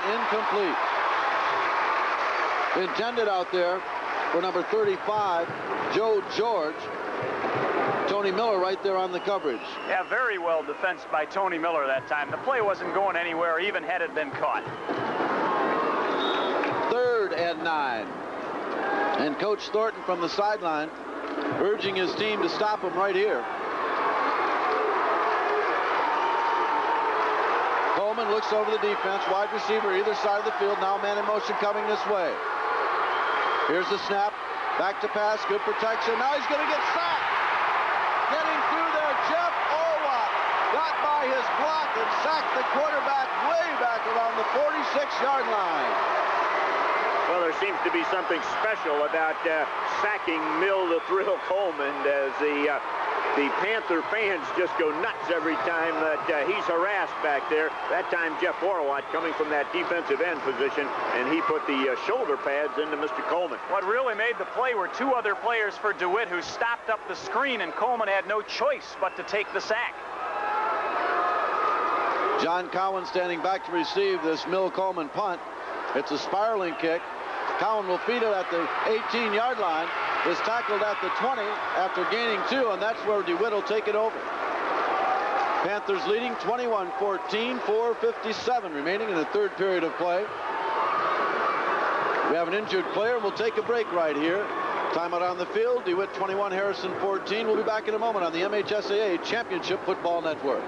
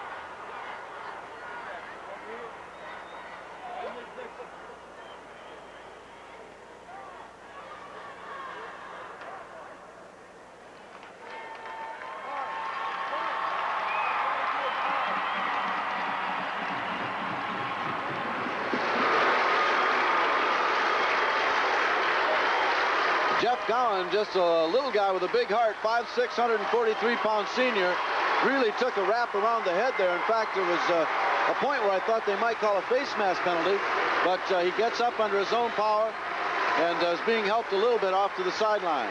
DeWitt with the ball, 1st and 10 in their own territory at the 20-yard line, 4:57 remaining in the third, leading by 7. They break the huddle now and come out over the football. Referee's waiting until the injured player is removed from the field. Berkmer on the option right side. Cowdery with running room, 35, 25, 30, 35, 40. Still on his feet out to the 44-yard line. Mike Cowdery refusing to go down. Well, John Harrington, the Harrison coach, told us there at the end of the half that one of the things they had to do a better job of was tackling. And, Coach, not very good tackling right there by the Hawks. Well, exactly. A lot of arms reaching out there trying to bring down Mike Cowdery, but you're not going to do that with him. You better get those shoulder pads on him, and you better get them on there pretty solid. Pickup of 24 yards on that play. 1st and 10 DeWitt. Still in their own territory at the 44. Berkmer handing off right side. Cowdery again. Out across the 45 to the 47. Let's pause 10 seconds. Allow our stations along the way to identify themselves. You're listening to Michigan Sports Services, a division of the Great Lakes Media Group.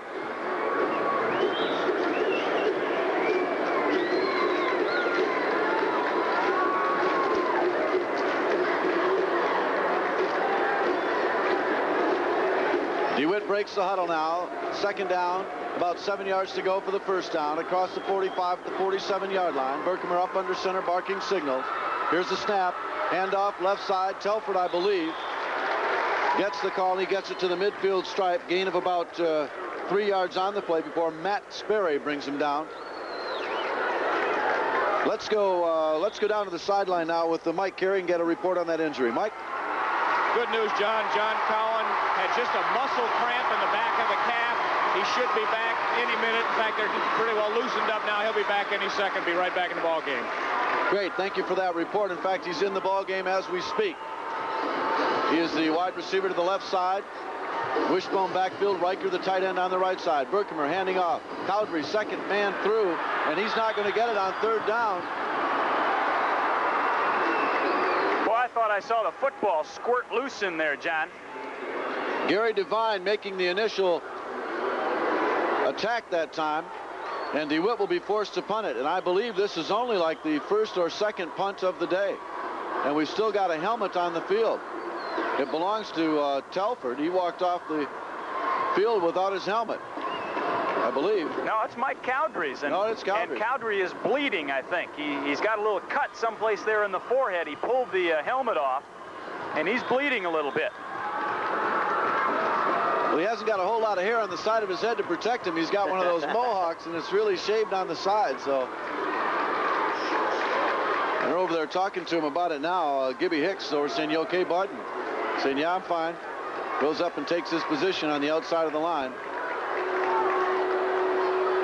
Standing back to punt it, Jeff Schooks. He gets the kick away, and it's a good one. Coming down and hits at the 22-yard line, and that's where Farmington Hills will take it over. So nobody really taking over that magical momentum here in the 3rd period. As we've talked about it so many times, it's kind of been back and forth. Both teams got 2 or 3 first downs each time they've had the ball, but nobody's taken charge yet.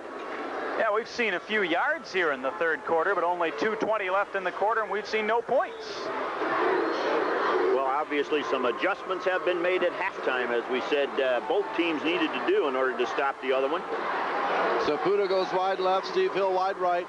Handoff, second man through. Conley tripped up at the line of scrimmage by John Zeal. Good defensive play by the 242-pound senior. Well, nobody blocked Zeal, and he was just standing there and waiting for the running back. Had a clear shot, made the most of it. The attendance for today's games: first session, 19,181. Second session, 16,090. Total for the day, 35,271. Thank you from the Michigan High School Athletic Association. I formation, wide receiver either side. Second down, 7. Coleman right back to pass. Throws it up over the middle. It's caught at the 28-yard line, or rather the 33-yard line, and falling across the 35. John Cowan on the coverage. On the reception, Mike Saputo. Well, great defensive coverage that time. A good pass pattern and an excellent toss results in a gain for Harrison, but really good play all the way around there. You heard Gail Thornton say on the way into the locker room, we've got to figure out a way to get a little more pressure on Mr. Coleman. He couldn't improve the defensive coverage that time, as you mentioned, Bill. Two wide receivers, I formation, tight end on the right. Coleman straight back to pass, good protection. Cocks his arm, throws up a long one, and it's going to be incomplete off the fingertips of Roy Granger. And boy, Cowdery and Cowan were back there, but you could see the speed of Granger just pulling away from him. And I'll tell you, Coleman has some kind of arm. He laid that up perfectly. Well, John Cowan, I think, gave up on Milt Coleman as far as getting the ball that far. I think he let up a little bit because he was right with the intended pass receiver for a while, and then he kind of slowed up. I notice now that they are working on his leg again, and we have another player down upfield. So Cowan still suffering a little bit from those cramps in the backs of his legs. Mondell Hightower is the man on the field for Farmington Hills Harrison. Cowdery still having trouble with his helmet there as he's adjusting that in the defensive backfield. We're going to get a replacement into the ball game, it looks like, for DeWitt. Number 45 coming into the contest, probably replacing John Cowan. He does.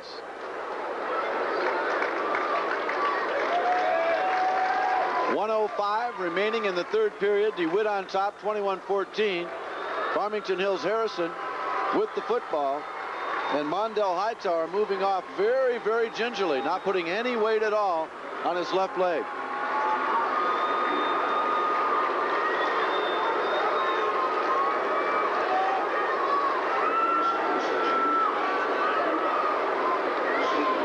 They will be faced with a 2nd and 10, the ball resting at the 35-yard line.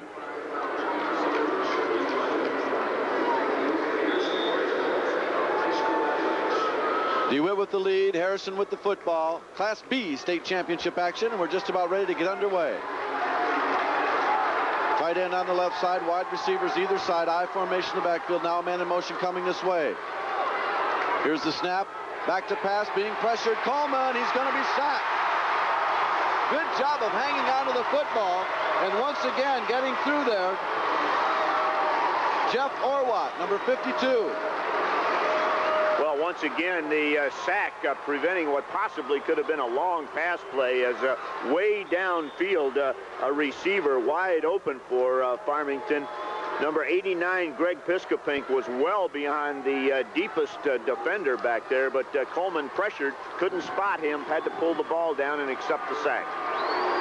Steve Hill goes wide to the right side, slot left. Single setback. Coleman back to pass, looking downfield. Cocks his arm, gets away from one man. He's going to try to run with it now. He needs to get to the 45. He does. First down yardage down the sideline. He could go a lot further. Coleman cuts it back up inside and takes a fall at the 36-yard line. Well, they say quarterbacks are the smartest players, and you saw why. Milt Coleman, when it finally became obvious he was going down and there were blue shirts closing in on him, dove to the turf. What a big gain. He almost got sacked back there, making good defensive penetration was Travis Gribble. Gain of 30 yards on the play, though, and a good bit of scrambling there by Milt Coleman. And and a very dangerous guy to have with that football. Well, Milt Coleman may run for 100 yards before this one's done. He had, what, 50 or 60 at the half? That's the end of the third quarter. The score, DeWitt 21, Harrison 14. We'll be back with the fourth and final quarter on this, the MHSAA Class B State Championship Football Network. 55.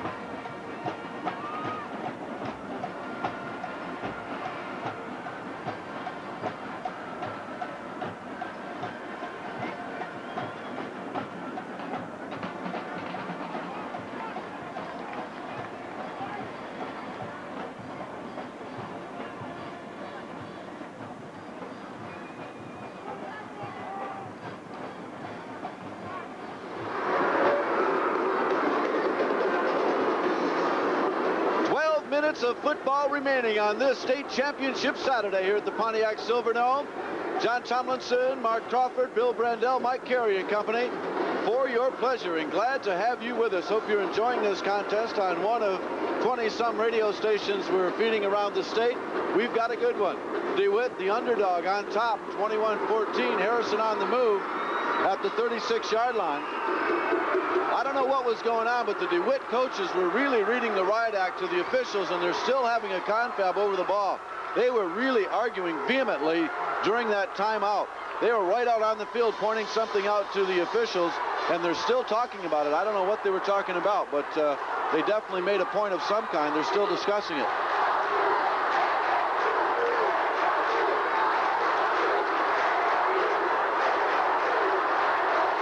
Carey is on the sideline with a report on Hightower. We'll be going to him after this play.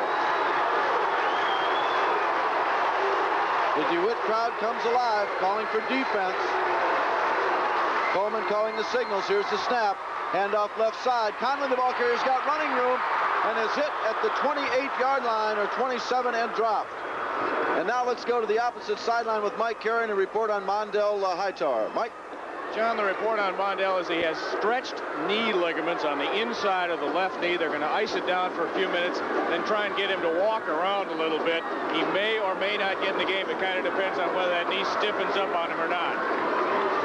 Okay, Mike Carey from the bench on the Farmington Hills Harrison side. Second and very short. Handoff, second man through. Conley again is tripped up at the line of scrimmage, but he'll get first down yardage inside the 25, down at about the 22, 23-yard line. I want to remind you that championship videos of all four contests are available. Simply call the Michigan High School Athletic Association for further information.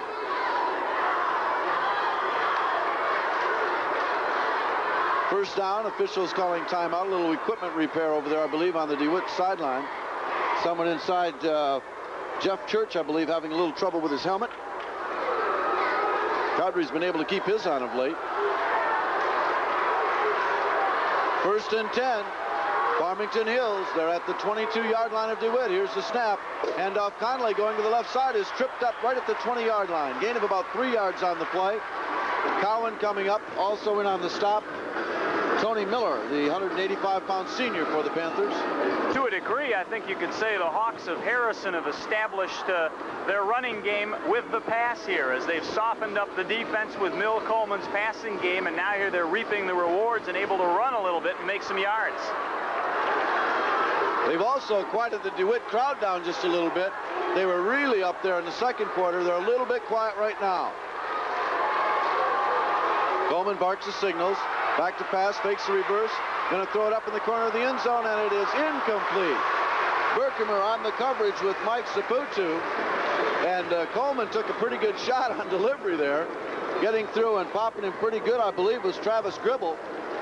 Put a good shot into him, and it falls incomplete. It'll be third down now, and about 7. The ball just inside the 20 at the 19.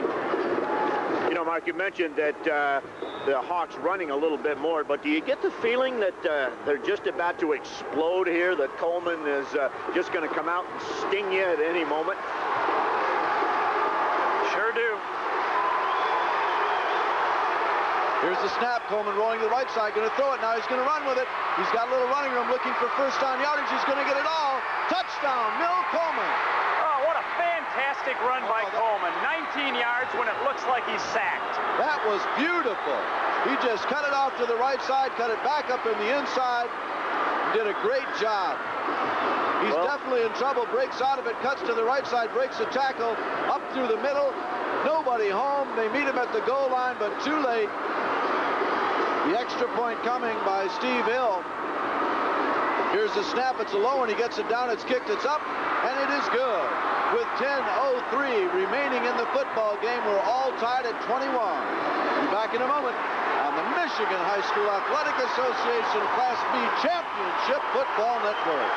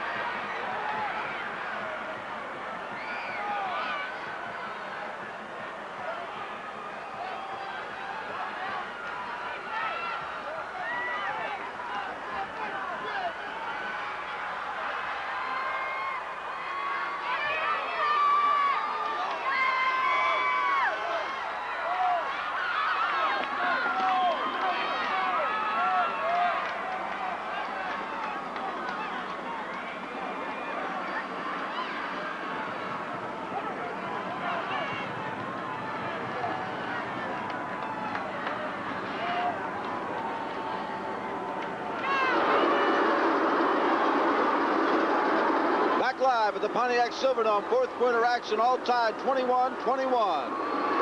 DeWitt ready to receive the kickoff, and Simmons, Cowan, and Cowdrey back deep to receive it, and it will be Steve Hill kicking it off. One thing about the B game, we've had some long kicks by both sides. Been no squibblers. Cowdrey will take it at the 5, out to the 10. The 15, the 20, cuts to the left side, still dancing around, but he's dropped at the 21-yard line.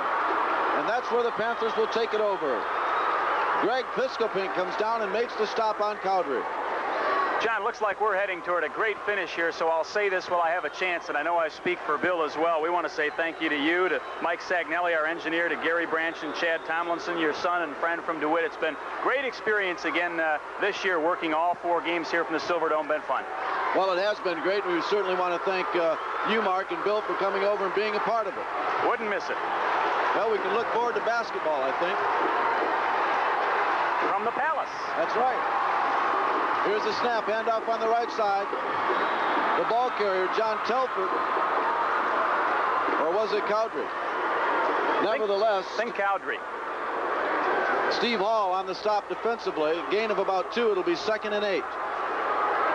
Well, one of those things you talk about all the time, but it's very important here for DeWitt to keep the football a little while. There's 9 minutes left in this game. Harrison's just tied things at 21, and again, the best way to stop Mill Coleman is just plain to keep the football out of Farmington Harrison's hands. It was Telford, the ball carrier, on that last play, and we'll see who they go to here. Wishbone offense, wide receiver to the left side. Here's the snap, handoff left side. Cowdrey trying to get outside, nothing doing. Good defensive play by Gary Devine, coming in and making the stop in the backfield. It'll be 3rd down and about 13. 3rd and 13 DeWitt. Gary Devine, we've been talking about him all evening here, picking on him a little bit as that being the soft spot, but that time he made some great penetration, and the Panthers running a little counter action there, a play that develops a little slowly, and Devine right there to put the stop on it. Well, and Bill Harrison's made a little adjustment. Devine at his nose spot was several yards off the line of scrimmage before. He's back up right on the line straight over the center now. Big 3rd down play. Pitch back. Telford, the ball carrier, cuts it upfield, 25, 30. He's very close to a first down. It'll depend on where they mark it. He needed to get to the 31-yard line, just past it, and he's very, very close. He's got it. He's got it. Yes, sir. First down yardage. Boy, John great Telford. job of cutback running that time by Telford. Just came back against the grain, made people miss. Made a couple of them miss and then puts his head down and drives forward. He knows where that stick is. Very, very intelligent ball player and person. Well, we're told Telford is a 4.015 student or something on a 4-point scale. It took me a while to figure that out. But yeah, I had to think about that, too. Telford up the middle, still battling across the 35 to the 38-yard line. Gain of 6, maybe 7 yards on the play before Joe George brings him down. You and I aren't even smart enough to figure out how you can do that. That's but the right. bottom line is they have A's, which are 4 points, and they have A pluses, which are 4.25s. And this guy hasn't just gotten A's. He's picked up a few A pluses along the way. Maybe he also teaches a class. Maybe that does it. Second down, 4 yards to go for the first down. DeWitt with the football. All tied up, 21-21, 6:59 remaining in the game. Handoff left side. Gibby Hicks, first man through, first down yardage out across the 40 to the 44-yard line before Blazo Sarkovich brings him down. Boy, just when you thought maybe momentum had shifted to Farmington Hills Harrison and they were ready to swoop in for the kill, this DeWitt Panther Club makes a big third down conversion and now starts to march it up the field. DeWitt fans getting a little prompting from their players, and they're on their feet. DeWitt fans on their feet as their Panthers have moved it out now to the 44-yard line, 1st and 10 again. Herkimer pitches back. Telford the ball carrier trying to get it outside. Cuts it upfield. 50, 45, 40, 35 and out of bounds at the 33-yard line. And that'll get everybody going. Mike Saputo finally brings him down. And oh, did Telford break a tackle or what down here? Yeah, and I don't even know if it's fair to say broke a tackle, but Mill Coleman, again, guilty of the mistake we've been talking about. He just tries to knock down John Telford, and you can't do that. You got to tackle the guy. Telford is really hurting. He's got his hands on his knees and kind of looked over at the coach and said, you really better get somebody in here. I hope they don't call his, and he's holding his shoulder a little bit. And they can ill afford to lose him. Here's the snap, straight up the middle. Gibby Hicks gets the call. One thing that I'd like to point out that's been missing from this ball game is a lot of penalties. Yeah, this very has been clean. a real clean game. Yeah, you're right. And we're going to get a timeout. DeWitt wants to take a timeout and talk about things here. Maybe check on the injury to Telford without pulling him out of the game. 6:02 remaining in the contest. We're tied at 21. We'll be back in a moment on the MHSAA Championship Football Network.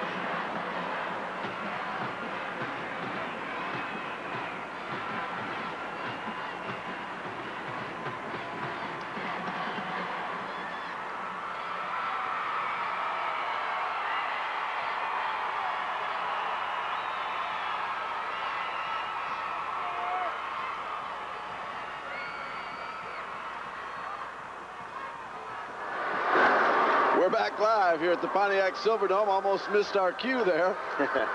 But I was looking through the field glasses at Telford, and he's showing a lot of pain. And the boys here were telling me that he has a recurring shoulder problem. And he's just gritting his teeth right now. Second down.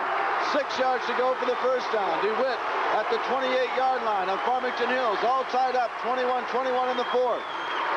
Pitch back. Coming back, Cowdery the ball carrier. He'll be close to the first down at about the 22-yard line. Blazo Skarcevic coming up with the tackle. We'll see where they spot it. I believe he's going to be about a yard short. He is, but we're definitely in 4-down territory here.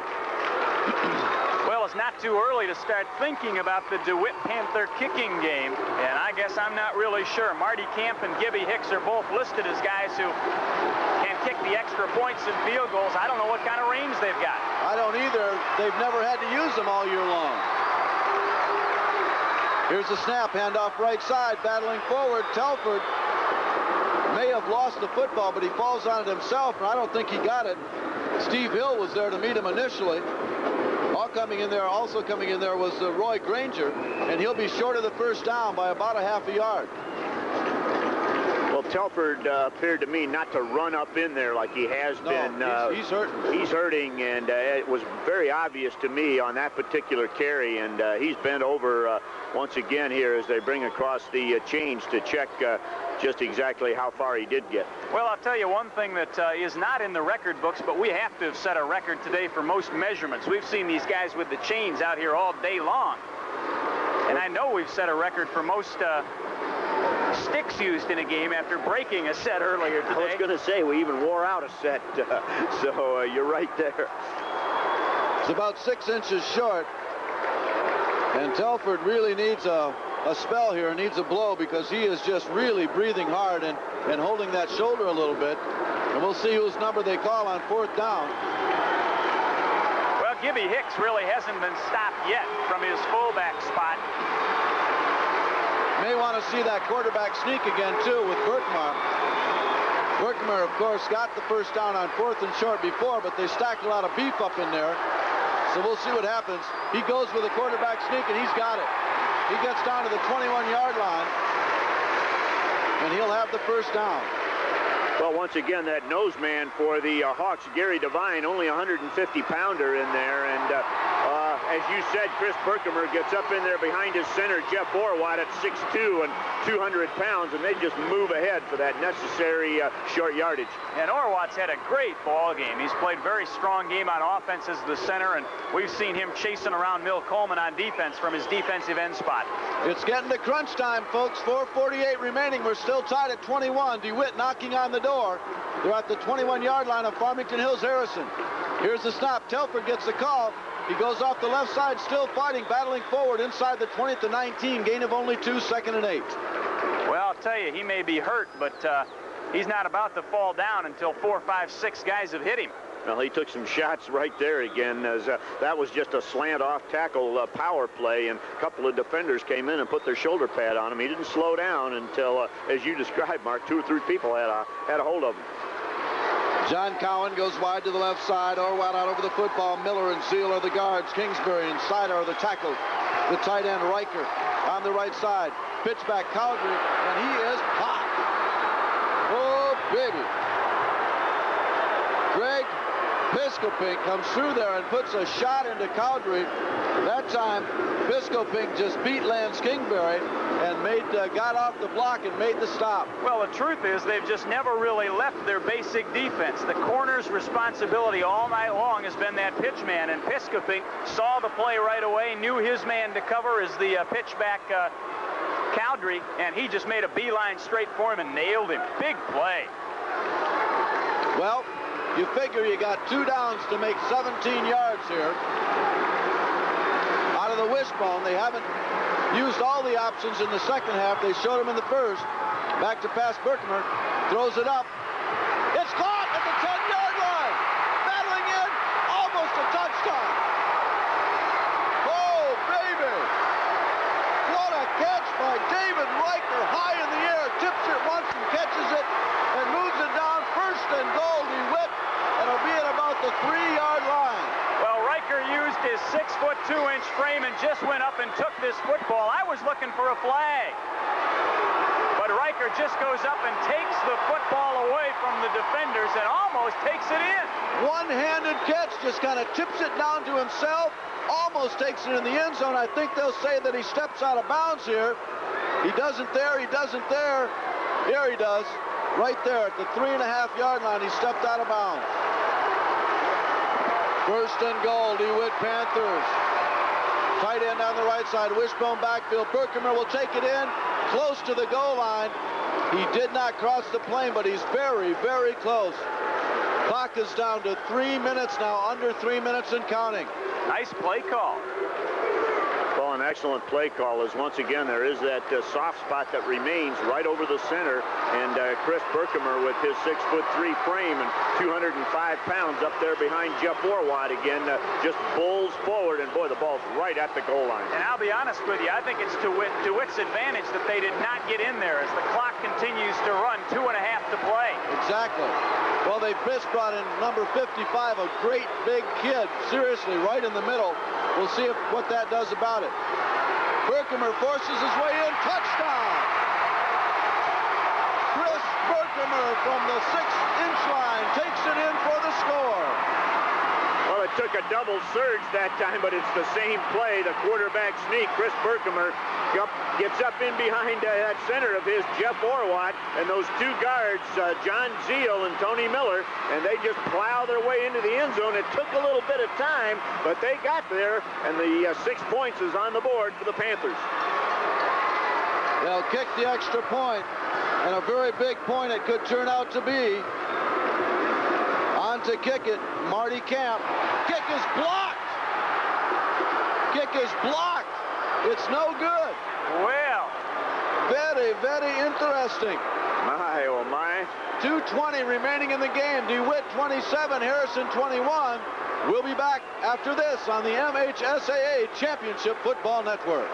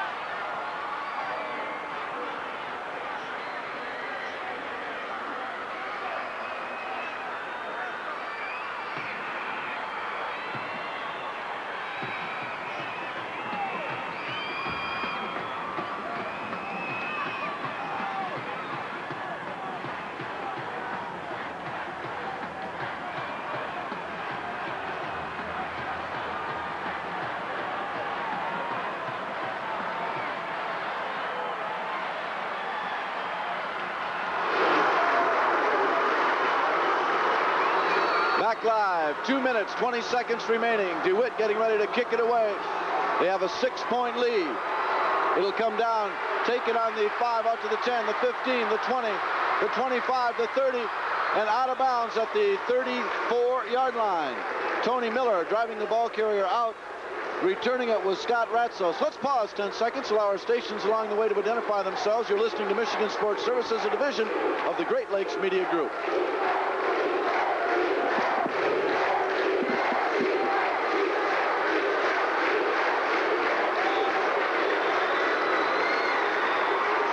If we could talk to our guys in the truck, we'd sure like to see a replay of that extra point. I did not see where the penetration came from, whether it was a low kick or the penetration came up the middle or what. I didn't see it either. I think it came from the defensive right side and just at the end position, not really the real wide man, but right in that area. Well, DeWitt's got to play some D right now if they want to hold on to this victory, and they're going against the best. Mill Coleman, wide receiver left side, he's going to throw it out in the flat. Gets away from one man, Saputo, and he'll be dragged out of bounds. I was just going to say, John, and the play got started too quickly. Saputo out here, they were giving him 15 or 20 yards of cushion. Mill Coleman looked over there, saw it, pointed at him, and said, that's exactly what we're going to do, throw it over there. And then the guy coming up on coverage didn't contain, and Saputo gets by him and almost goes all the way. John Cowan had to come over and throw him out of bounds, stock the clock, 2:04 remaining in the ball game. DeWitt 27, Harrison 21. If you ever want to see a good high school football game, you ought to buy the video to this one. It's been a classic. Coleman with it, long pass out in the flat, wide open and out of bounds at the 31-yard line. Stop the clock again. Gary and Chad, how many completions for Coleman today, do you know? How many completions? They'll get that number for us in a moment. Boy, Mill Coleman makes this look so easy as he comes down with 2 minutes to go and just kind of has the attitude, no problem. He is a cool customer, there's no doubt about that.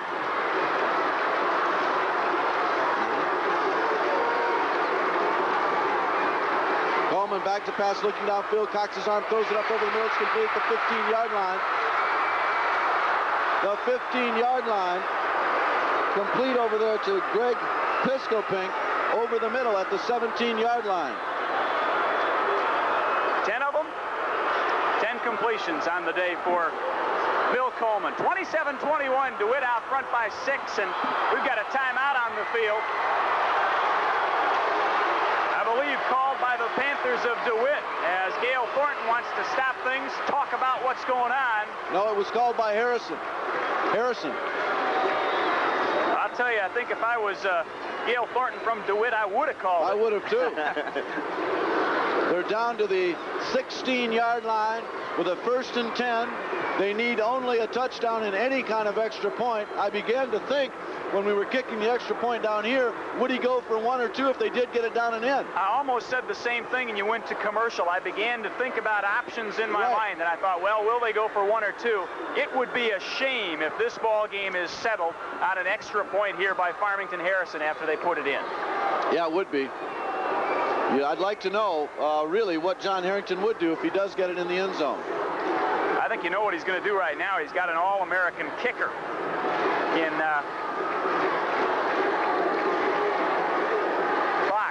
Hill, I'm sorry, and I don't think there's any question he's going to kick at this stage. Coleman up under center, calling signal, 1:50 remaining, 27-21, DeWitt with a 6-point lead.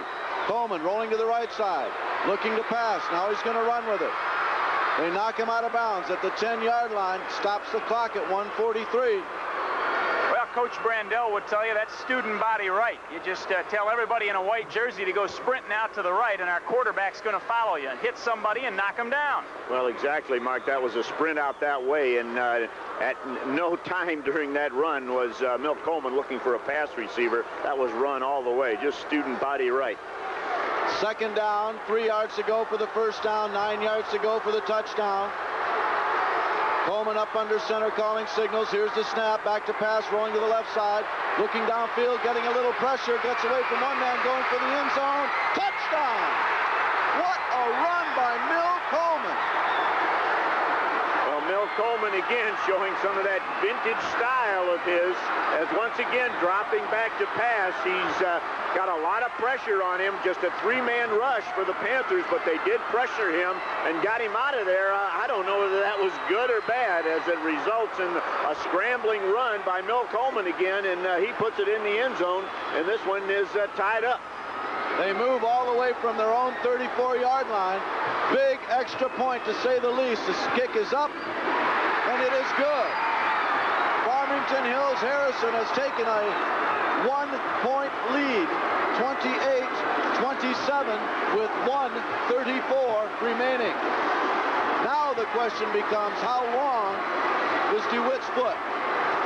Now this is the first time Harrison's been in front in this ball game since 7-0, way back in the 1st quarter. Boy, a gutty performance by both of these ball clubs, and Bill Coleman has showed you why he's a high school All-American. This is one outstanding young football player, and you begin to wonder if you really do want to pinch in on those with those defensive ends and try and chase him around back there, because in the open field, this guy's almost untackleable. Well, he sure can move around, as he avoids about 5 tacklers on his trip to the end zone right here, and is able to just squirt in there and get the ball into that painted area and get the 6 up on the board. Chad and Gary are telling me they need to get it inside the 20. 30 to 35 yards is about the distance that they would like to kick it. Well, they need a big return from Mike Cowdery then. Harrison has been consistently kicking to Cowdery deep. He's taken it at about the 5, and he needs to get it out there to the 40 anyway this time. Yep. 1:34. DeWitt will have 2 timeouts remaining, trailing by 1 by virtue of a missed or blocked extra point. Harrison will kick it off now. Here it is. High end-over-end kick. Coming down. Taken by Cowdery at the 10. He's out to the 15 and blasted at the 19-yard line. I mean, hit hard. Coming through there, making the stop, number 67, doing a fine job on the special teams. Joe Markowski really put a shot on Cowdery, so the got about 60 yards to get into field goal range. Tough position now for DeWitt, too, because the offense they run, the wishbone, is not a good one to throw from if the defense knows you're going to throw. Clock is running, 1:17 remaining in the contest. Harrison by 1. DeWitt in their own territory at the 19-yard line. Berkemer straight back to pass, looking downfield, good protection. Throws it up, it's intercepted.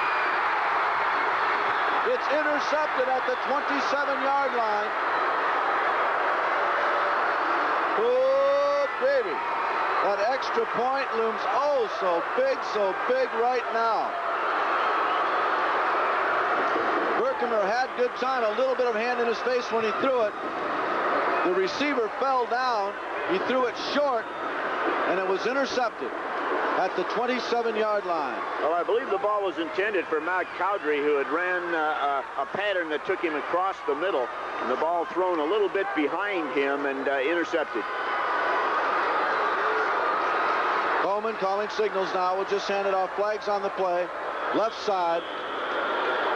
Clock will stop by the penalty.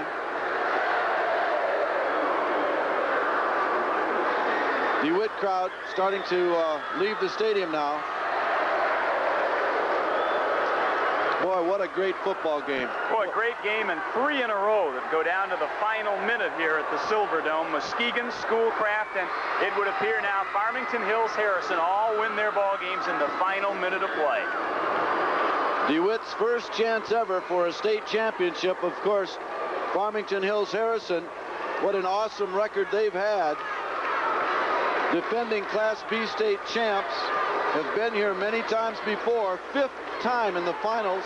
They won the A in 1982 and the B in 81 and again in 88. So they're no stranger to the Silverdome. We might have had a dozen players on the field for DeWitt there. That moves it down to about the 13-yard line. 1st and 10 at the 13. Clock counting down, 29 seconds now. DeWitt still with 2 timeouts remaining. And Coleman will just fall on it. And I believe DeWitt is going to just let the clock run out. Really no sense in stopping it. Can't do anything with it. You got to give John Harrington a little credit for not trying to score there. It's going to run out. Farmington Hills Harrison, the Class B state champions for the 2nd consecutive year here in 1989. The final, Harrison 28, DeWitt 27. And that missed extra point or blocked extra point really looms big. DeWitt came in as the underdog par excellence and certainly put on a great show for themselves. They need not hang their heads at all.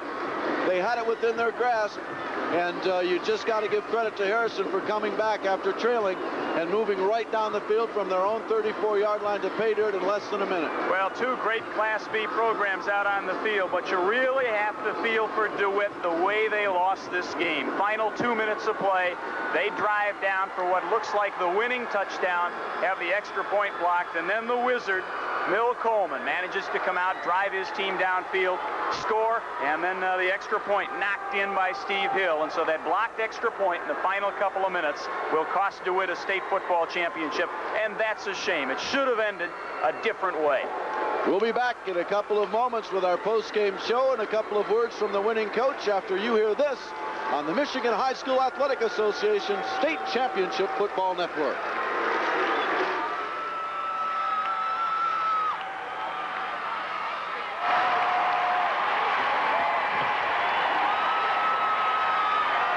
Teams would line up on the 45-yard lines for the presentations.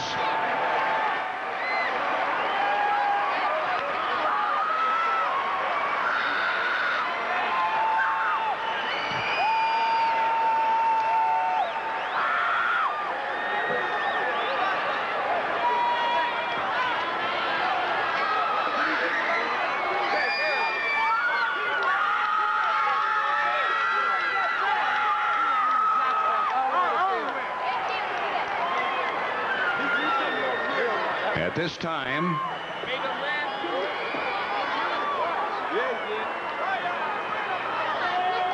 almost makes it sweeter. We would like to present William Newkirk, principal of Clare High School, a member of the Michigan High School Athletic Association Representative Council, and Dr. Terry Davis, former member of the Michigan High School Athletic Association Representative Council and superintendent of DeWitt Schools. They make the presentation of the '89 Class B championship runner-up to the Panthers of DeWitt, and accepting their coach, Gail Thornton.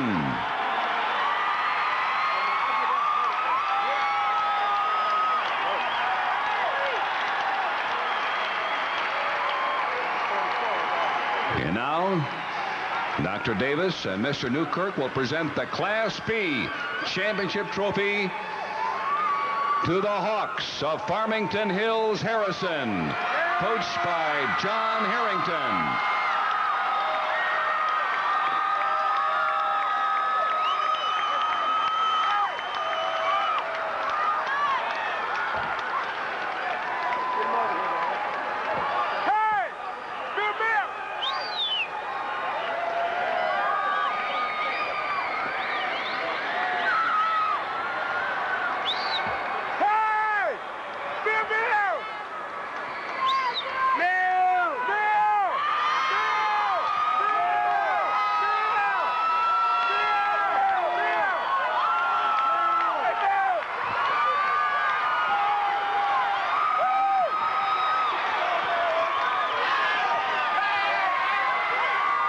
The Michigan High School Athletic Association and the Pontiac Silverdome have enjoyed having you at this evening's football finals.